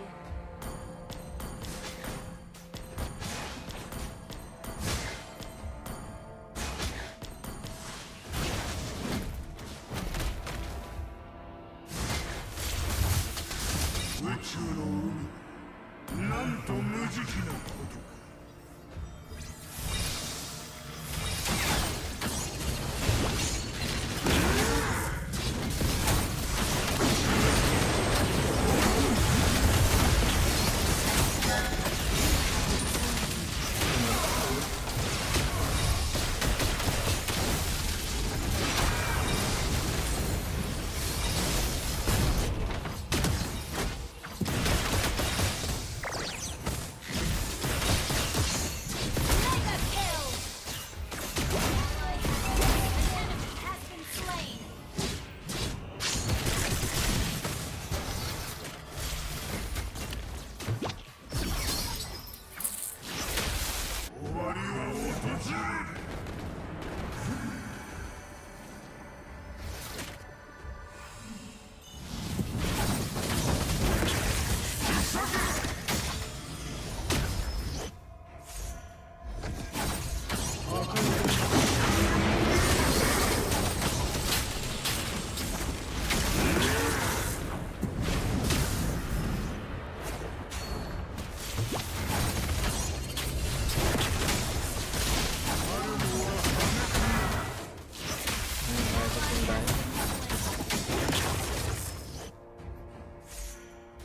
तुम लोग का टीम बाहर नहीं निकलेगा we I on we have to let them come inside and time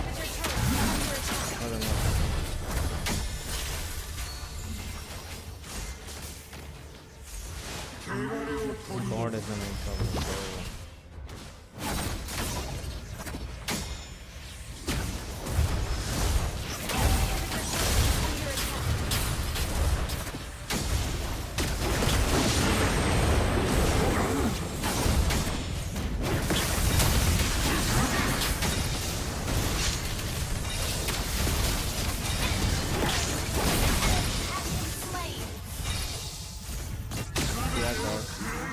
Always surviving somehow.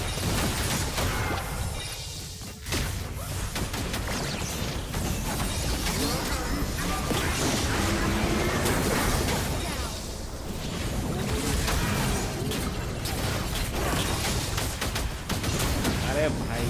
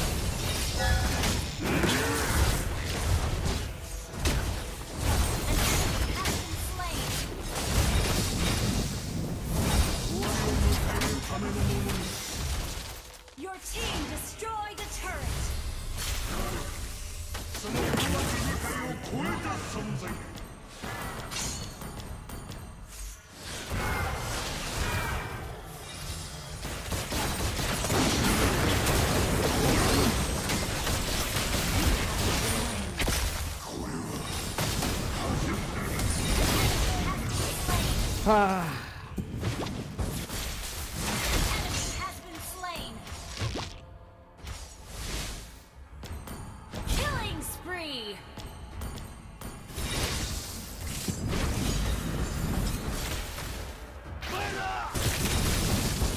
Double kill.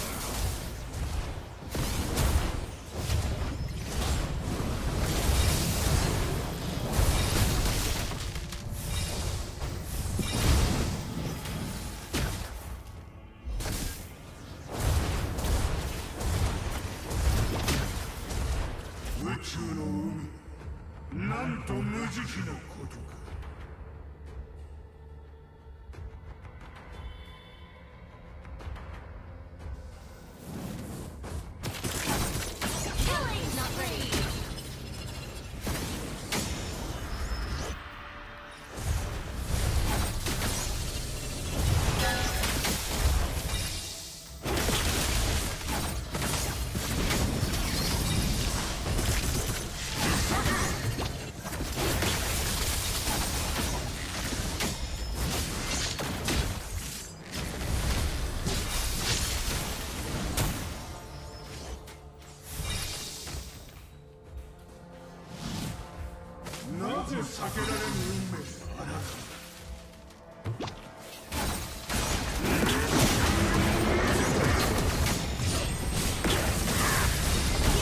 Finally जिसको मारना था भाई, इसको तो मारना था।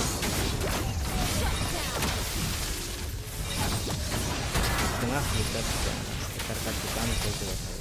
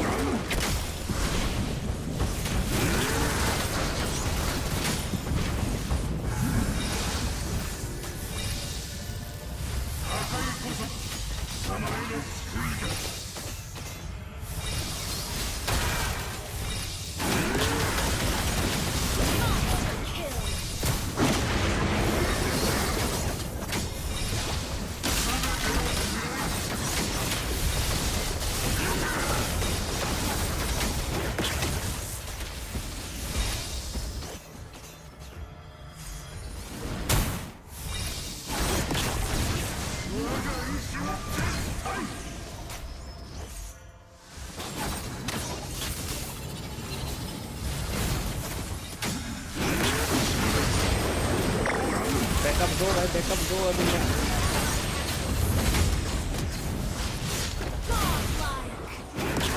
गॉड लाइक S8UL रिकॉल मारने का भी ऑप्शन नहीं है ना।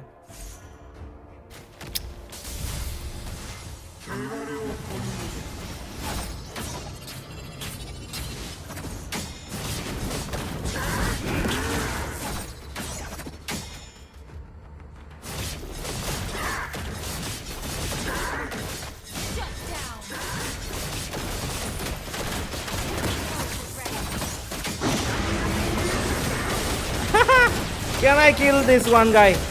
No, Tigreal is too much. Tigreal is too much. Tigreal की बचाए वो लोग इतना।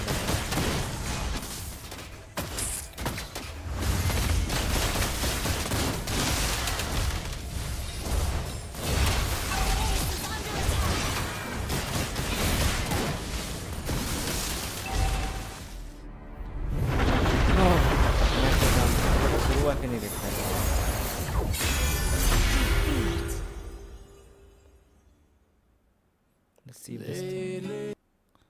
Let's see if they started or not.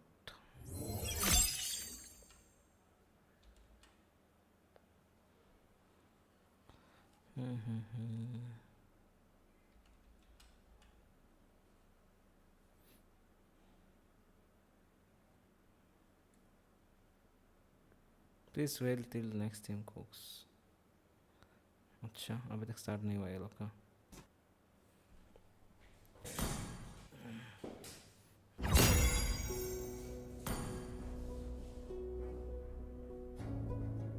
खेलना चाहता है तो आ जाओ भाई. 67930 304 एक और मैच खेलता है.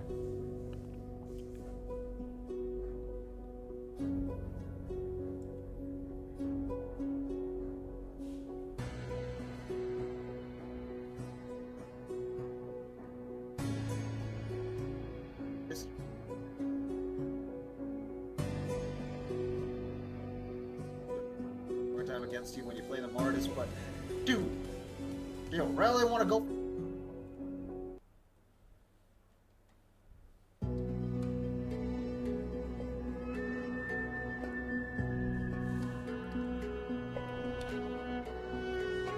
Preheat pizza.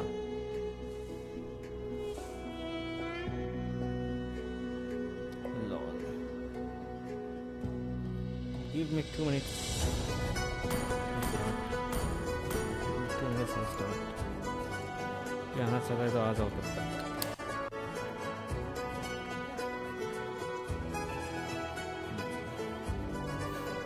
Give me 2 minutes.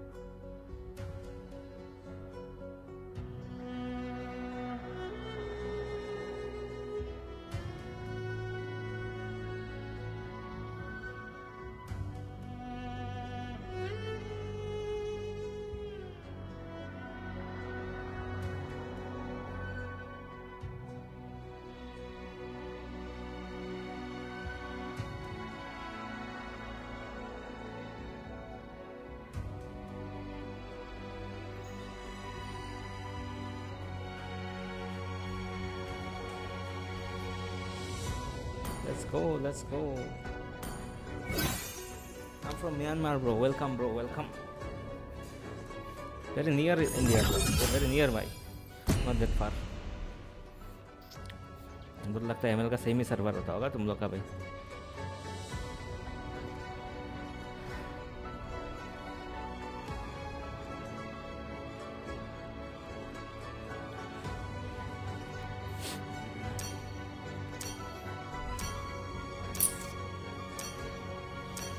Give me a hero I can play. I want to beat the enemy, bro. What happened?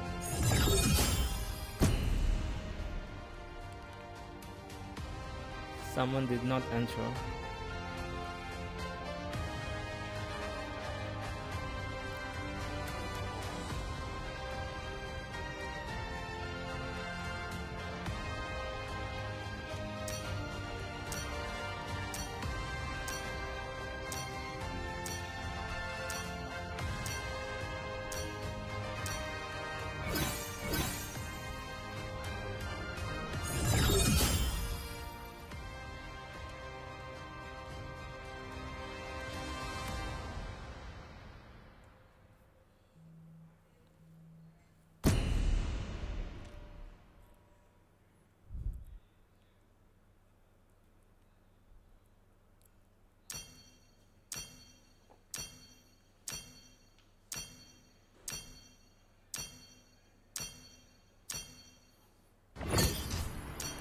Finally got something.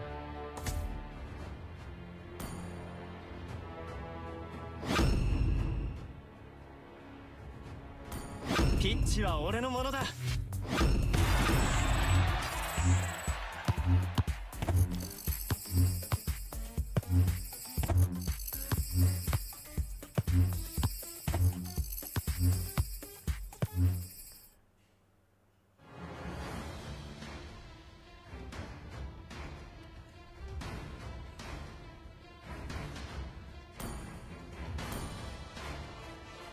Pick anything. I already picked.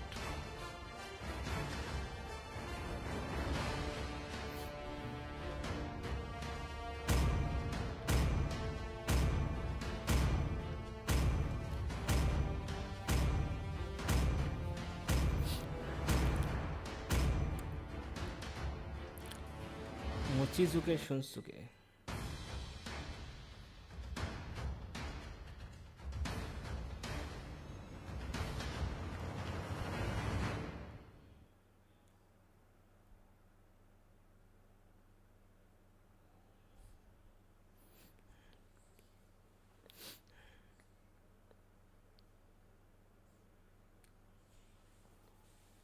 Welcome to Mobile Legends.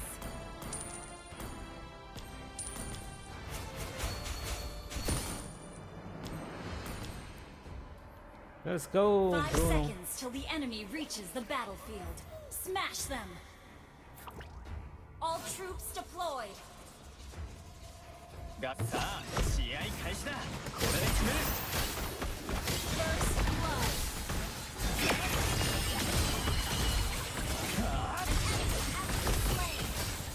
An enemy has been slain. Double kill.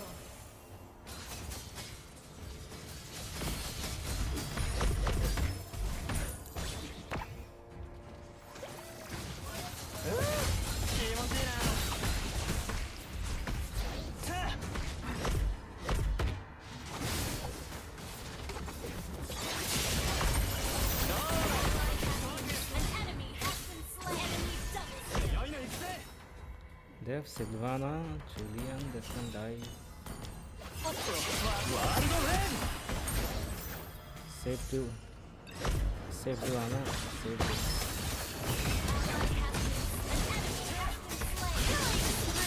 Double kill. Oh, you got a lag.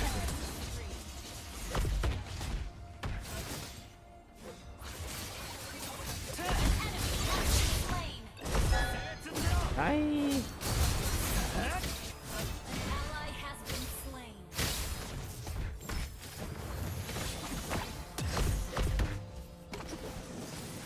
足元を狙っているなこれで決める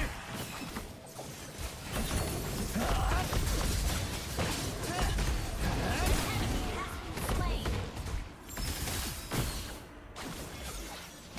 Double kill. 強いの行くぜ Triple kill. ダイレクトシュート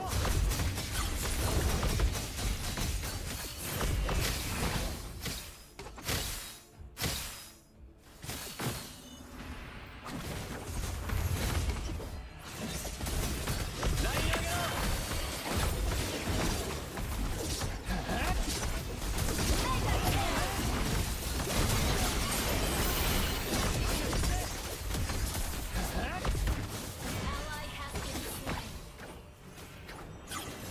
Give him some damage. I think I can get some damage.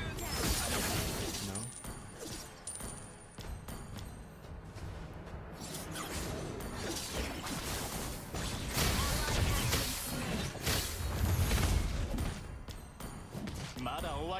Monster kill. Launch attack.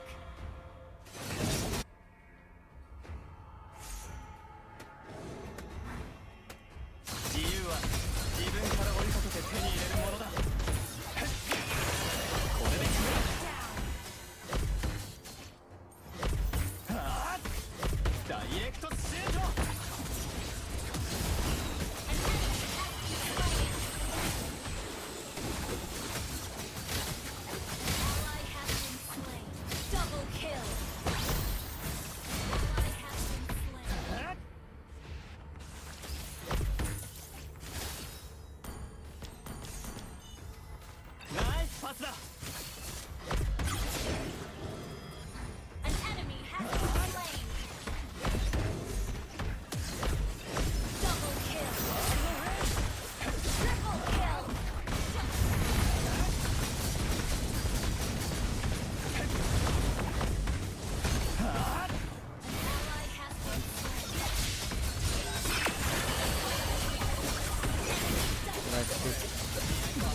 hectic of this list. It's too much. Shut down. 944. Okay, that's fine.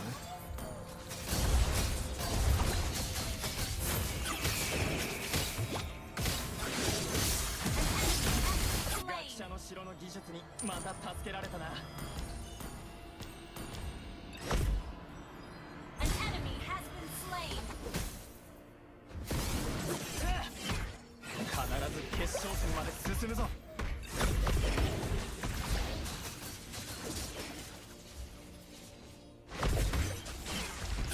試合も戦いもチームワーク。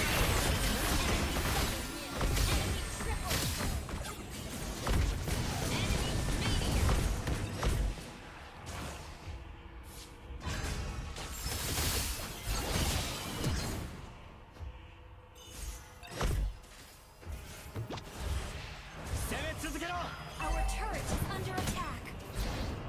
Our turret has been destroyed. 強いの行くぜ。大地を踏みしめる感覚気持ちいいぜ。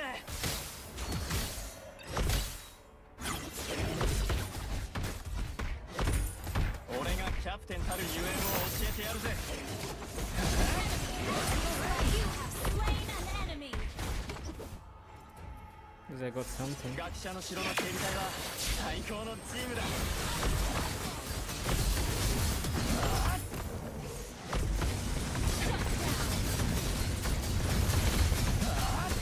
You have slain an enemy. Ally has been slain. 大地を踏みしめる感覚気持ちいいぜ。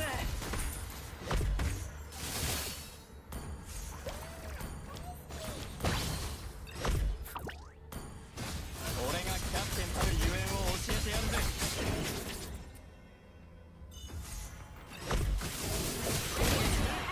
Slain. ライン上げろ。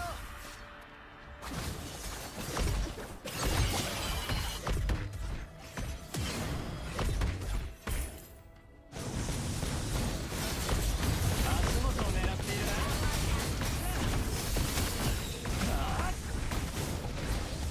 Ally has been slain. Ally has been slain.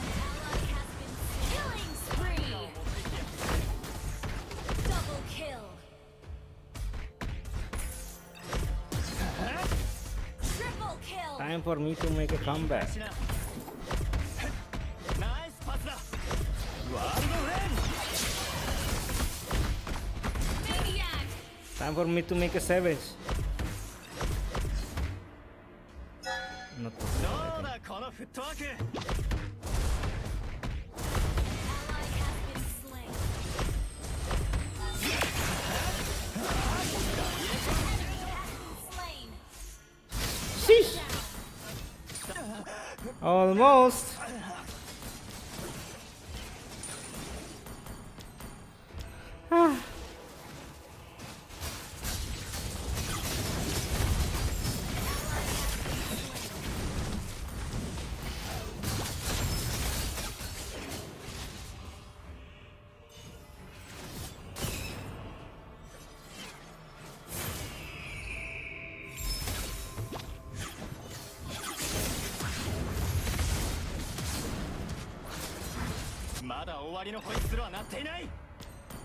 Clearing, bro, I'm doing a watch party, na.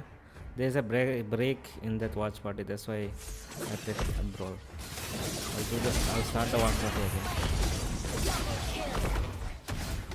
Triple kill. You have slain an enemy. Besara. Destroy the turret. Didn't got this move.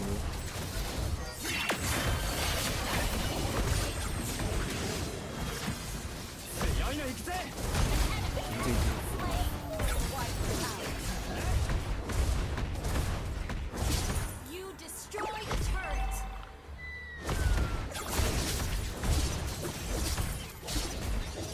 GG. Let me see if the match started or not.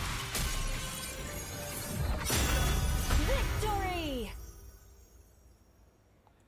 Sweet. शुरू करो भाई शुरू live. Oh, okay, start it. Okay, let me watch the match only then.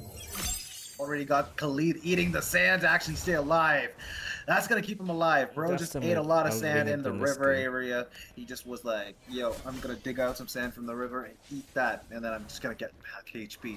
Apex, good stuff. I think he's staying alive. Rose singing BSG's song while just chilling out there at the mid side of the map, allowing his team to actually know where the enemies are so that they don't get caught off guard. Overall, I'm on in pro scene finally. We've got Petrified. Finally, I'm on Rom running in. We've got Apex running for his life. But overall, I think Valentina Asuna is going to be let's go. I also try Golden side of Team S8UL. Yeah, I think I don't think so. I'm wrong. Anti, no way. Bro actually had the shield to save him. Frostmoon shield to make sure Anti's able to survive. Right place, right time. Oh, Rom-com. Oh my beautiful, god. beautiful. Kakarot tried to go Shut in, right? down. I feel like the damage is just too much coming in. Kakarot not having the purple buff being a problem. Vegeta. Shouldn't have put himself in that predicament. Could have been worse. But this gives advantage for Godlike to get the turtle. Retribution secures it. Apex going to be the next target. It gets taken away. Van to get that kill nonetheless. And now they go in bid with the Chaos Assault on top of Anti. I think they put themselves in this position. Godlike, 1,000 gold ahead. And now with the composition that S8UL have, yeah, not the ideal position for them to be in. Yeah, and what is Kakarot doing? He's trying to clear the mid lane instead of actually trying to find Hayabusa, fight him. But overall, the moment that Kakarot actually ended up dying in the top side of the map, that was definitely because of Pokemon logic. Rock types are definitely strong against flying types, and we saw that happen in 4K, guys. That is exactly how the logic of Mobile Legends work. It's not just joking. Don't take last match also S8UL made a comeback. Again, do not follow what I actually say. And now they have Amon also in their team. For your entertainment only, but again, I don't really see the possibility of Fanny actually having fun around like a rock being there. Look at him. The bot lane is actually kind of fun. Look at that. Vengeance survived. Oh, Kakarot goes in Kakarot already. Kakarot also dead. And then I think Kakarot already makes it out alive, and I think Fate, but he can using the vengeance at the right place at the right time. Radium able to stay in this lane quite a lot, thanks to the heal buffs that they got, right? With the passive that he has, when he pops that invisibility, he's able to get regen some HP back up. So that kind of prevents him from going back into the base. That allows him to be in the laning phase a bit longer. I think right now Mubby gets caught. No, flickers out. Tech charge coming in. Nice use of his Bobo. Van goes in, but Apex standing there and waiting. He uses the flicker raiding Sandstorm out of there. Anti comes in, falling star over the petrified combo, baiting out the flicker at the same time. Tech charge as the minions go in. Radium survives somehow. Flickers out of harm's way. A lot of spells, a lot of ultimates. Use the big ticket ultimates as well. Now in this turtle fight, Godlike might just have an advantage. Wait, I just realized there are a few heroes that can actually spin in this game. Like Esmeralda spins when she uses the second skill. Khalid spins when he uses the first skill. Kakarot goes in. Steel Cable is there as well. Kakarot will die. Kakarot misses the cables, gets taken away by the Ogi Shadow kill. The kill is in the hands of Bid. Romcom goes in, tries to zone out Apex, taking a little too much damage, but cannot. I expect this kind of gameplay only from me, not from you, shot residue. I mean, all honesty, I feel like right now, S8UL, they're just taking unnecessary fights. Kakarot, he's actually ending up dying before the turtle actually is even taken. So that's a big, big no-no for this side. They are actually losing on their resources before the most crucial fights, obviously. What is Art doing? He missed that full tech charge. Yeah, he missed it completely. And now Apex goes in from the side. Look at the flank. It's a two-man raging Sandstorm, but the Brilliance coming in at the right time. Bid makes it out of it. Radium, again, he has the shards, but I don't know, man. Who are you going to target? Who are you looking to take down? Van looking to find an opportunity to hack away at the turret in the mid lane.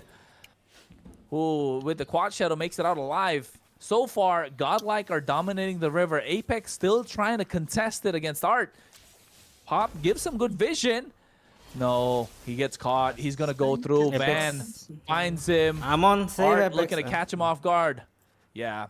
Godlike are still dominating the river, and I still can't get behind this aim and pick. You're lacking so much damage. Yuzong is very good for yes, you do have the burst, You have the very burst, good. but I mean, how are you going to get to the late game? How are you going to bridge the gap between the mid and the late? Exactly. At least in the early game, you've got some damage, but you are heavily relying on the items that you actually buy. And if you can't really do that, at least but there's a fight going on the top side. We've got Raging Sandstorm disengaged from the fight. But again, at the end of the day, Anti is caught between a rock and a hard place. 4 people. Tech charge from the Valentina catching 3 people, and now tech charge from Art, turning him around. But he's inside the tower. He will be forced to escape. But then again, Art coming to the backside and making sure everyone from the side of Team S8UL is forced to go back. Tower in the mid lane. Tier 1 destroyed, demolished, taken away from them. It's a trade 1-for-1, but they take the mid lane tier 1. Godlike and the turtle. Meanwhile, a good response from Kakarot trying to find some spoils, right? You don't want to give it away for free. They lost 2 towers of turtle, but at least they get something in return on the bot side. So S8UL trading back, but then again, with the composition that they've had, they should have dominated this early game. A slight bit of a mistake coming in before the first turtle, where Kakarot went in, got caught in a 3v1 situation, tried to make an outplay, but unfortunate that his purple buff ran out at the wrong time for him. And Godlike are brutal when it comes to punishing oppositions, and that's why they have been at the top of their game and continue to do so. Ogi shadow kill baited out by Kakarot, now onto Anti, but right place, right time, using the steel cables, and Godlike, again, no hesitation in this game whatsoever. I agree with you, man, but let's just look at Eamon for a second, yeah? Oh, CC got the tower, the bot side, but Eamon, Radium has only 1 kill, but he's got no deaths or assists. So I think he's on the positive side of the KDA spectrum. Overall, I feel like this guy himself, getting himself the Genius Wand and the Wind Talker, allows him to have a lot of damage. But the side of Team Godlike, nobody's actually playing one alone. They're all together and they're playing it safe. I don't understand where Radium could actually find an opening to get a kill here, or maybe an assist there. But overall, he can't kill anyone. It's definitely not happening. He can't kill anyone in one. They're looking to catch somebody off guard. Who's it going to be? Who's going to fall for it? Romcom's right there. It's a 3v1. Radium. No, they're not going to pull the trigger, are they? I think they can sniff it from a mile away. They can't see anyone on the map, mainly being Art. He's the one that has this big ticket ultimate with that tech charge. The river already flowing toward the bot side. Apex catches Van off guard. 3v1 on the top side. Make that 4. But Godlike, look at how they're standing tall right in the mid lane, dominating this river. Even into the jungle of the opposition. Art shows himself on the map. Van finds Apex. Romcom already visible. 3 members in the Lord Pit. 2.5k goal lead. Last match में Godlike are slowly building their advantage. Shutting down the hopes of S8UL. The fan favorites organization. Got a lot of awards for content creation. Different awards in terms of games that they can win. But one thing that's eluded them so far is the title of a champion in Mobile Legends 5v5, and now the tech charge baited out by LB as well. The Lord's still going to be the target. Nobody's trying to actually take the Lord purposely, obviously, because nobody wants to actually risk it. They want to play for the biscuit. They're trying to actually play as safe as they can. And I think the side of Team S8 will know that. But I like Amon anyways. Oh no, they do have charge. Black Dragon is in the air though. We've got a big ultimate. Ogi Shadow Kill catching off only Apex though, but he will find the kill on Apex. And that's going to be 1 person down from the side of Team S8UL. But I think right now Yuzong is finding... Oh, he does find... Oh, Kakarot is running away. Kakarot escape. We've got Asuna is able to get the kill on the enemy Hyper. Van down. That means there's gonna be a chance for them to steal the Lord. But do you think they can actually steal it? No, they cannot steal. Yeah, I'm not sure. They did do it earlier with the help of the Zeti in the previous game, but I don't think this one is as easy. Without the help of both the junglers, Lord's been reset. Look at catch Radium. He doesn't have the tech charge. Oh, he does have the tech charge. Didn't use it. It was a good time to pull the trigger. Oh, I think the second guessing himself at this point. The Lord being reset once again. Anti's there trying to get it started. Bit Chaos Assault looking to take him down. Flicker baited out already. Low on mana. Apex waiting for them. The Raging Sandstorm to cast them off guard. Art being spotted. 5 members of Godlike in the Lord Pit. Anti coming in. Kakarot right there. Doesn't have the purple buff. 6 seconds for it to spawn. This could be the opening that Godlike are looking for, but they don't want to go for the purple. Radiant makes itself shown. Black Dragon coming in as well. Oh, no. Ogi shadow kill, but the retribution lands on point. Kakarot needs to make it out of there. Falling Tech Storm charge. comes in with a tech charge. Knocks up 3 members. And there's the Petrify combo coming through as well. And now the endless shards of Radium just falling apart. The golden glow is just not there for S8UL right now. And Godlike are breaking them down one after another. The fight for the purple buff is on. Kakarot can only walk away with it, but the Lord is already marching on the bot side. Godlike are looking to tear apart SAUL. They will. Damn, dude. I actually expected, Kakarot to actually be a little faster there. He would have actually connected the tornado strikes. If he did, he would have actually got a good opportunity to get the retribution. He would have actually got it, but it ended up being a little too slow. I think the steel cables actually didn't connect as he planned them to connect, and that ended up with obviously Ogi Shadow Kill being used up, Hayabusa being immune to death, and him being able to actually use the retribution. That was a good change from the side of Mobile Legends, and I believe Mobile Legends 5v5 actually got that change pretty good. Hayabusa is able to use the retribution when he's using, his ultimate, the Ogi Shadow Kill. That allows him to make a lot more aggressive plays during objective fights. Otherwise, it would have been very difficult for him to actually make this happen. However, the side of Team S8UL, they regret that change, and I think I actually see why. S8UL is trying their best. And the saddest part about all of this is that, the Duke of Shards, Eamon, actually used the Endless Shards on Grok. I think Art was the worst target that you could have used it on, but it is what it is.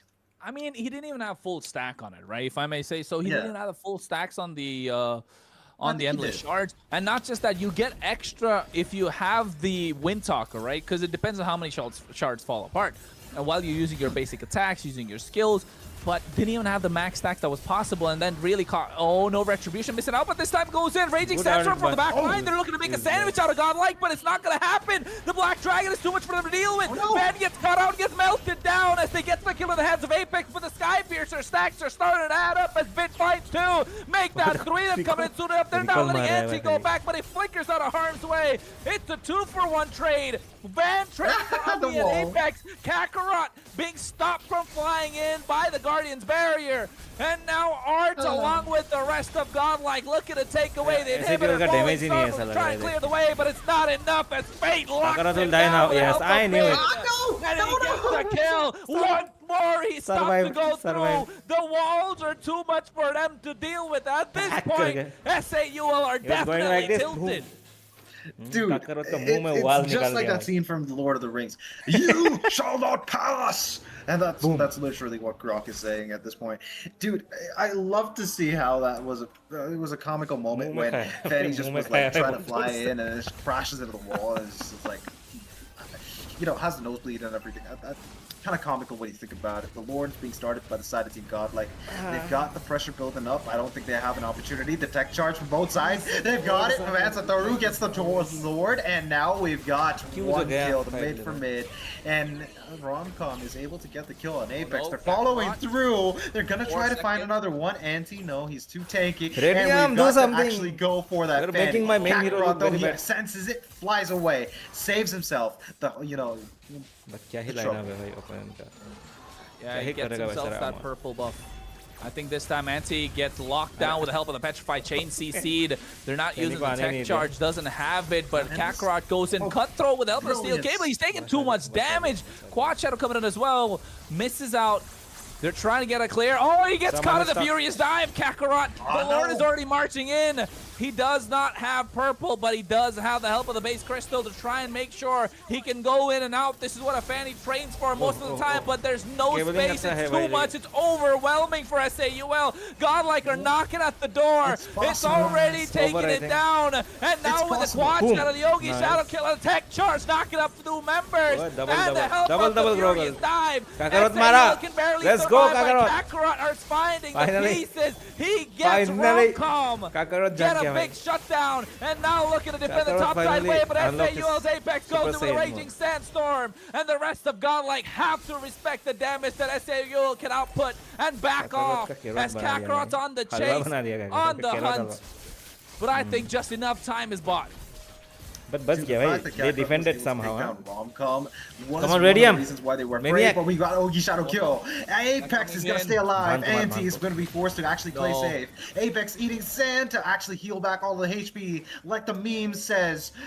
Oh, well, obviously, Khalid eats sand, and, you know, Minotaur gives his friends milk. Well, the Y'all purple know buff the is meme. gonna be the purple buff is gonna be the one that they're gonna take. 60 seconds for the Lord. Godlike need this Lord to try and end the game, or at least bait some kills out, but S8UL are desperate for it. Endless Charge already being used. The Radium is spotted out. The Radium Black is Dragon's dead. on the chase. He gets Dragon will kill petrified. you. Furious Arre, dive. survive. Concealed play Nice. from Art. Tech Charge for 2 members. Beचारा इसको Fate मार देगा, finds इसमें दूसरा मर Anti. गया. The one that they've been Apex avoiding भी the मरेगा. most, and Ubby gets taken away in the mid lane. Van, Van will looking finish to the go match, for huh? the end. Radium can is there with finish. half HP. Art and the rest of Godlike walk up. Kakarot comes in, has a double buffs, but is it enough for them to try and get the kills? The damage is so lacking. They're so tanky. They have too much regen. Fate finds Apex on the top side. As we क्या है can beach- see, बीच में वो Godlike transition are क्यों trying लगा? to end, and I think they will be able to do so Easy, with the help Damn of the it. minions marching What down the damage, mid bro? lane. Good. Very good. S8UL concede another game to Godlike, and the score go. has been evened up. Equalized. It's 2-2, folks. I want the competition, Man, bhai. I was kind won of 4-3. hoping that Art was, sorry, not It'll Art. take too long. Kakarot was able to actually defend against all the minions, dude.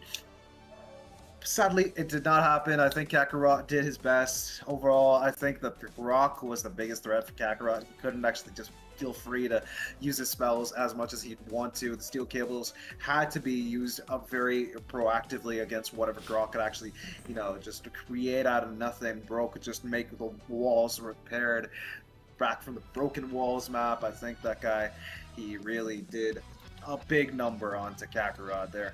And look, we've got the MVP of the match. It's Fate on that CC, man. And this guy, he was able to actually do a lot, but not, you know, very, you know, flashy. He wasn't everywhere at the same time, but he did do what was needed for his team.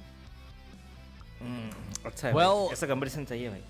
It अगर 4-0 looked होता good तो in मैं the देखना ही first नहीं half, था ये. not gonna lie.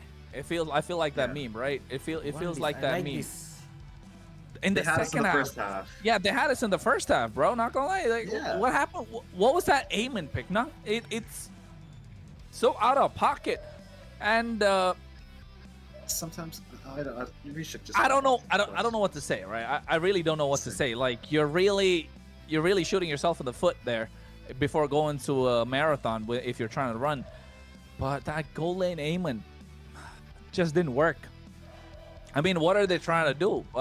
The idea, I mean, I could see what the Aemon probably was for. Maybe cat someone with the Endless Shards, especially bid on the Lunox after baiting out the Brilliance. Maybe with the help of the Raging Sandstorm, the Tech Charge that was stolen. Maybe with the help of the Cutthroat, but I don't know. It just didn't seem right. It felt very passive as well, nonetheless. Like, you want to be aggressive if you have such a lineup.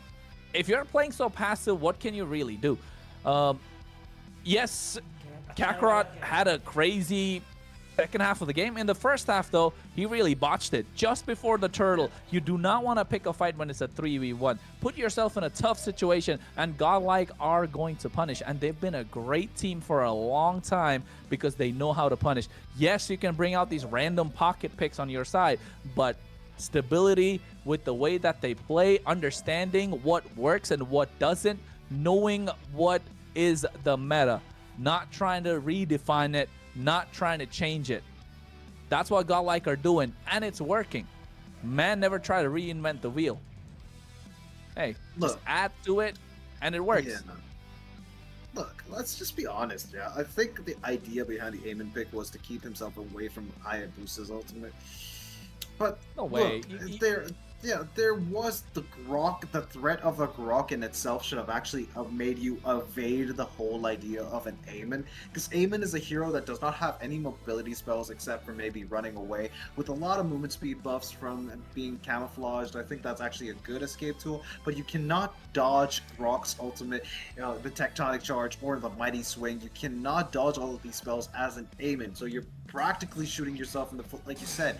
And again, the whole idea of whatever the side team S8UL just brought to the stage this time, is making me want to scratch my head, man. That is literally my expression right now. There is nothing else that I would rather do. I mean, I don't know, man. Is India really ready for the international stage? But that's a talk for another day. That's a talk for another day. For now, we're talking about the RNG Cup. It's 2-2 in this best of 7, and doing the best that we can to highlight these players. Of course, the rich guy being Fate on the CC in the goal lane. He is the carry, the one with the highest damage as well, with the help of the Yo-Yo Blitz, especially knowing that he was going against an Eamon on the other side for some reason. A Sandbag, Esmeralda, of course, took 213,000 damage. He did quite a lot of work in this match, Anti, but Grok, again, are consistent. I think it feels like that side, the wingman, hasn't changed at all. I just feel like his face is just stuck there.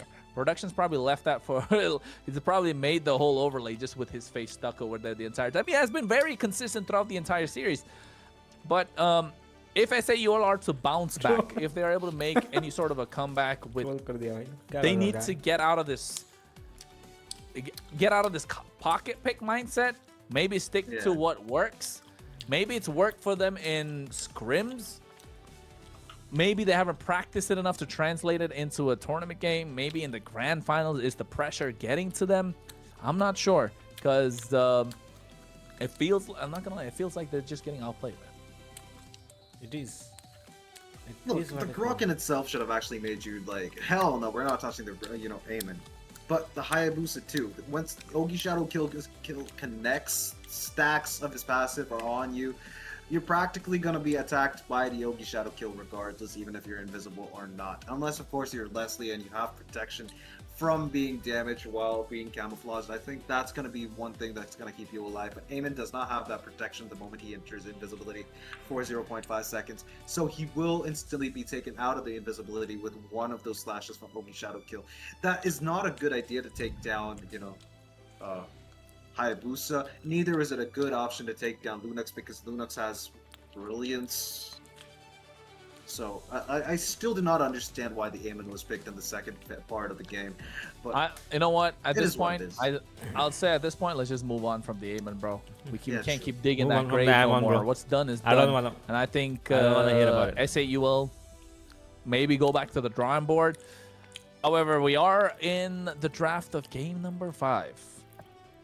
Even out the score. Martis this time taken off by Godlike. I think they're like, okay, they tried the Eamon guys, it didn't work. I think they're gonna go back to the Martis. So let's just ban that out. The Kadita's off the table. These are more than pocket picks. These are disruptors, right? Disruptors in the flow of what Godlike can do with their rotations, with moving around and getting pickoffs, maybe setting up for neutral objectives. Clinically, if you break down every single play Godlike has made, you can see that the positioning is good. Every decision that they make, every micro decision that they make translates into a big neutral objective, which is really clean in terms of the way they're playing. S8UL, on the other hand, they're looking for some chaos. They've been so aggressive the entire time, and they want to keep adding the pressure, pile the pressure, and wait for Godlike to break. So far, in game number 1, yes, Godlike did break down. But after that, we really haven't seen it. If it's come down to anything, it's just been S8UL just fighting and fighting and fighting and just piling up as much pressure as they could. So will that continue in game number 5 with the drafts? I mean, again, the Black Dragon, Yu Zhang taken off the table. I see it. I see the disruptors being completely, thrown under the bus. They're like, Yuzong, Martis, Kadita, these 3 heroes. Well, obviously in the hands of Asuna, Kadita is going to be a big, big threat for the side of Team Godlike. They're going to have a hard time. And Anti has proven time and time again, 2 times, that Martis is a force to be reckoned with in the EXP lane. So that's out too. Big Black Dragon, no chance, not seeing that today. The side of Team S8UL, they've gotten Yisun Shin out, a good jungler / gold laner for some reason. I think they're trying to actually limit the gold lane. I think they have a plan for what Radium is actually going to pick. And, we've got to wait and see what Radium wants to actually go for. But look at that, we've got an Esmeralda. Esmeralda, again, prioritizes. In this series, Esmeralda's prioritized a lot. I mean, not surprised, because it's more like a counter pick that they do not want to give away. also allows Bit to play the Eve more freely.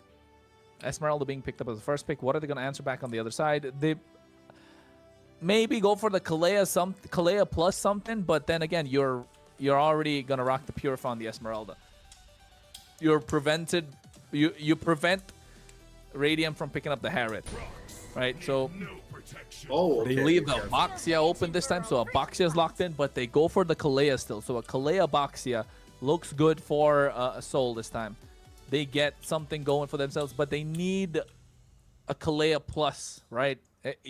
Kalea comes in like you need someone plus you need Kalea plus the burst that you're looking at. Comes in as a buy one get one free type of hero. You kind of need one, or rather, I'm not saying it right. Comes in a take it for a couple, probably. That's how. But either way, Godlike. What will they respond with? The Eve comes out. Ooh, that's nice. That's a good new hero for Van to actually pick up. But yeah, like you were saying, we needed the burst on the side of Team S8UL to actually make the Kalea have any sense in this game.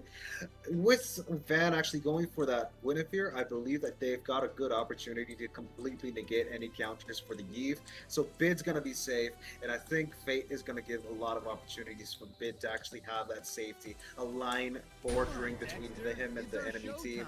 Oh, we finally get Radiant with the Claude. Okay, I was about to say Carry being पता नहीं अमृता कौन might जीतेगा, actually make some sense. मेरे हिसाब से GODL. But they got the Claude in. I support That's GODL in kind of this reasonable. They've got Boxia, they've got Till now. Kalea, they could jump in, make a front line for S8UL Claude. crazy खेल दिया तो I'll Proxy, all support of a them. sudden, they could just like make a wall with Claude as the center of the wall, doing a lot of damage. That would actually make some sense. But either Kalea plus Carry or Kalea and Lunox. I think Asuna with the Lunox might actually make more sense here, because obviously it would be a very, very good pick against what Godlike have in store for S8UL right now. Yeah, I think Lunox is probably what they're looking at, but I'm guessing Godlike already see that coming a mile away and just ban it out. The Claude is great in the goal lane. Finally, we get to see a marksman in the hands of Radium. After it's been left open this time, they have two frontliners to be the two tanky frontliners rather. CC being taken away because I have a feeling it's gonna be a Phoveus. That's what they're looking to get in the hands of Anti. That's right. Lunox already being banned out. What else can they take away from the EX player? A Phoveus is something they want to gamble with, knowing that Godlike won't ban it out because even Romcom can play the Phoveus. But what's another EXP laner that could really fit in the hands of Romcom? Maybe a Lapu Lapu, but a Sora is what they're looking at. They take, it's got to be a Phoveus coming on the other side. But then again, like I don't know if Godlike will read into it, because they would rather have the Phoveus for themselves. A Farsa being taken away. Lock down the Phoveus here for Soul, and they got themselves a winning formula. I think right now Soul have the opportunity to at least pick a Phoveus. If not, they probably will go for the Alice like they did in the second Alice game. is I good. think they might actually go for that. Overall scene with the S8UL, I think that's depending on what Anti feels like he wants to play. Right now, I mean, the the Kalea might actually work. Yeah, right? Anti is gonna be the one. He usually likes to play the Phoveus. He does play. At one point, he was a Phoveus merchant, but with this series, he played Alice. He played it really well. It's unfortunate they didn't have the damage backup, but now Alice does make more sense just because of the fact that you have the Claw to help bridge that gap of the damage that you didn't have in game number 2, right? So with the help of the Blazing Duet, the Throne of Ruin, you have yourself a combo. You have something to work with. In the mid lane, however, they don't need lots of damage. Maybe they go for a Zetian again, just because they have enough damage come through. They need a little bit of poke, but you have a Guinevere on the other side. This already saw that coming miles away. Terizla, Phoveus, Lapu, 3 XP kind of left open. I think they're still going to lean in towards a Phoveus or a Lapu for the hands of Romcom, so you have the ability to dive. You have the ability to kind of disrupt and be self-sustainable in the lane. If they go Terizla, it'd still be great. What's Art gonna go for though? Oh, never mind. They go for a marksman, a Grok, and a Granger. All right, we've seen fighters so far, but getting a taste of marksman's right in game number 5. Legacy shall Going endure. traditional, I can appreciate it, but yeah, oh yeah, I was about to say Zacian might be picked by S8UL because Zacian is a good counter to Guinevere. At the moment she uses spatial migration, if Celestial armaments are ready, and I think that Guinevere might not actually have an opening to engage there. But unless, of course, Point Star Moon actually is used by Esmeralda to take away the Celestial armaments, then I think that's going to be a very, wishy-washy type of situation. Overall, the Grok pick from the 17 Godlike, they might actually have something cooking right now. Because they've got a Grok, they've got a Granger, they've got the rest of their team, which kind of suits well. S8UL, on the other hand, they've got a lot of crowd control and area denial, and I think they've got a good... and both teams have actually drafted pretty good. I mean, I agree. I think for the first time in like 5 games, we're looking at a draft that's kind of even Steven. Although I would say it definitely comes down to the micro interactions within the game. They do have the damage profile from both sides. They have set potential. They have the ability to try and create plays with the global ultimates. They have the RWM to go for a siege. They have a little bit of high ground. The only thing I would say is S8UL definitely have the pick-off potential with that Tsunami Slam of the Kalea. Apart from that, I think Godlike have a solid draft. So maybe instead of a 50-50, just because of that Kalea Tsunami Slam, I would say a 51-49. But then again, comes down to the execution. I've really seen Apex play the Kalea quite a lot. Will he be able to hang? Hear the casters you're completely forgetting about the fact that you have spatial migration and new pilot requiem. But these kind of things are only for 5 men. Side of Team God, like that actually kind of like counteracts whatever Kalea actually brings to the table. I think it's actually kind of equal, 50-50. Surprisingly, you're hearing this from me. I'm surprisingly not supporting a specific draft. I believe that it's a 50-50 in this case. Overall, yeah, I mean, I agree. It feels very 50-50s, but it all comes down to how they're going to contest any sort of neutral objective. You see Kakarot already going on top of Van, gets caught out with the help of anti-spatial migration. He can't contest that purple, but I mean, that Lethal Wanderer whatsoever. Yeah. Now goes back into the jungle. Look at the top side, though. That's going to be the interesting thing, all right? Fate is on a Purify. Purify on a Granger, you're making sure the Granger plays safe. That could be, again, if that can be baited out early on, this Granger's a sitting duck. He needs to shoot in a straight line. Meanwhile, on the bot side, Romcom taking a lot of damage. India No top Purify two teams pop, का but the finals Tidal Strike already used up. They're trying to bait out some spells. So, and Godlike doing the same. There it is, the flicker. Just before the turtle, 25 seconds before the turtle. A Purify baited out on the bot side, just now. So you don't have a Purify, you don't have a Flicker. So Apex knows who's going to be his target. The only question is, do they have enough damage to burst him? I believe that they do. Surprising part is I know that. got no, actually no, they don't. They've got a Boxia. I forgot about that. The Boxia is not a hero that can actually do a lot of damage. And the side of team S8UL can't really engage without thinking twice. We've got RWM. Nice. We've also got a little bit of a problem. Kakarot jumping in and getting the kill on Bid. He's gonna roll his tires right onto the enemy's tank's face and taking down 2. That's going to be 2 down in the mid lane. That's going to be a big problem for this turtle fight. We've got an engage. We've got the Wild Requiem used for escaping so that he doesn't nice throw. Seed throne of thorns completely short. Okay, he's dead, dude. He's dead. There's no way he could actually escape that. Yeah. 2 flickers baited out though in the process. 3 rather. 1 from Anti forcing that out to make sure he secures that kill. Kakarot getting the good start to this Boxia. And now you know he's going to rotate much faster. Van has to keep up, but already down by a level. And Boxia is just going to keep rolling. All the S8UL fans going to keep hating. But at this point, Godlike can still find an advantage. They're looking to get Fate as much kills as possible, especially after he picks up the Sky Piercer, which he just did. Now, I think Art will be looking to play more aggressive towards the gold side. Find some sort of opportunities. Give Fate any sort of advantage to make sure he can carry the rest of the game. Bid, again, it was a really good RWM, but wrong place, wrong time. Yeah, man. I mean, at the end of the day, if the Boxia wasn't there, I think Bit could have gotten away with maybe a kill and then still lived to tell the tale. But it did not actually end up very good for him because the Boxia is not someone you can actually just ignore at the early stages of the game. Even though he doesn't have like the most amount of damage, he does still do damage. We've got the Tidal Strike, we've got the Tsunami Slam pulling the enemy Grok away, and Art did not really have an opportunity to escape from that. Violet Requiem, though, used to actually take down 1% of Boxia's HP, and then used to escape. Man, that Spatial Migration is such a very versatile spell that, well, let's just face it, it's a very versatile spell, but right now it can't really do much against a tank. Jumpy.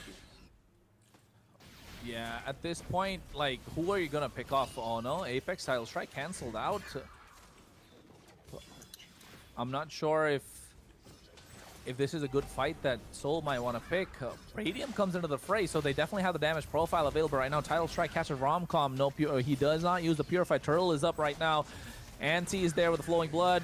Kakarot goes in. Tortoise's Poisson's already used up, but Romcom in the back line. Too much damage onto Apex. Tidal Strike with the help of the Flicker. Look at the Tsunami Slam. Catches somebody down, but the RWM coming in from Bit at the right time. Gets one kill. Trade one back with the help of Van. Tech Charge goes in, but Radium in the back line with the help of the Blazing Duet. Gets everybody low. Art's taken away. Anti finds himself 2 members. And now Kakarot preventing Romcom from escaping. Is forced to use the Purify, as that definitely secured the fight for Soul. Well, let me just be very honest with you. I think Godlike really invested into a very, very safe kind of draft. It might have actually worked out for them. It's kind of equal. Both of the teams' drafts are very equal. But the side of Team S8UL, they've really got the tankiness. They've really got every single aspect checked on their to-do list. They are absolutely ready to take fights from the early game, from the get-go. So I think S8UL really have more of an advantage. The Claude, however, really needs the items. So in the end of the game, I think the late game insurance is going to be Claude. The rest of the heroes are just there to give an opening to Claude to allow himself to get some farm. In the bot side, we've got Nancy pushing towers, and Kakarot is jumping. No, he doesn't jump, but he does roll. He styles on the enemies, goes back inside his tower. What a guy. Yeah, with the save composition though, Crucifix, I think you're right. In terms of the amount of risk that Godlike have to take is not really quite a lot. You have Van. If he gets a good spatial migration, yes, then you can dive in, but you do have the range. You have the high ground to dish out the damage with the help of the RWM, with the help of that Sonata. Yes, you can do it, but S8UL gotta go dive. They're the ones who are looking to jump in with the help of that Throne of Ruin, with the help of the Blazing Duet and BMI combo. Yes, they can. Let's go. And it's a safe composition coming from Godlike, which completely relies on how many stacks can Fate get. Right, that's the idea. If Fate can get a couple of stacks on this Granger, on this Sky Piercer, then you will start seeing them really run through with it. But here, Kakarot catches Bid. Wrong place, wrong time. My guy instantly gets taken down. Throne of Ruin coming from Ansi to prevent Art from escaping. But Kakarot with the help of Tortoise, you can see Blazing Duet coming from Radium. Mayus rather, and now has to go back with the help of the BMI. Ansi gets caught. Oh man, we've got more. And that's going to be Alice jumping in on the backside. We've got a disengage from S8UL. They've already got what they wanted. They've got Bid taken down. They got the advantage to take the turtle that they needed. And the side of Team Godlike understand that they can't really follow through on this one. Now, it's a matter of if S8UL decides to keep up the aggression for now. No, the Furious Phoenix is being used. Oh no, the spatial migration to the... Oh no, okay. No spatial migration, but the Violet Requiem is used. Bid is able to get the kill on Apex. Bot lane, we've got off camera getting pushed. And also, there's one more kill that's gonna happen, but it's alright. Van is not gonna be, that big of a problem just yet. That's about it. But bot lane, off camera, we had, obviously, Romcom can kill him, but he's getting some help. Yep, getting some help now. Taking too much damage coming in from Romcom. He goes in with the help of the Purify, but now I don't know if he's... Wait, what is happening? No, Anti's low. Art gets the shutdown. Godlike scrambling, looking to find some kill. Falling Starmon, but Tortoise's Poissons from Kakarot to make sure he can run away. Radium flickers forward, or without a BMI. Oh, what a pause being called. This is criminal coming in. No, not like this, man. He had the kill. I feel offended. My God. It's a pause by Roman number 4. I don't know. Definitely not Roman Reigns. But hey, 8-3 kill score. Seoul are bouncing back. Godlike finding the advantage. Oh, well, here we go back in. Is he going to be able to secure that kill? Romcom was quite low. Radium lets it go. The BMI.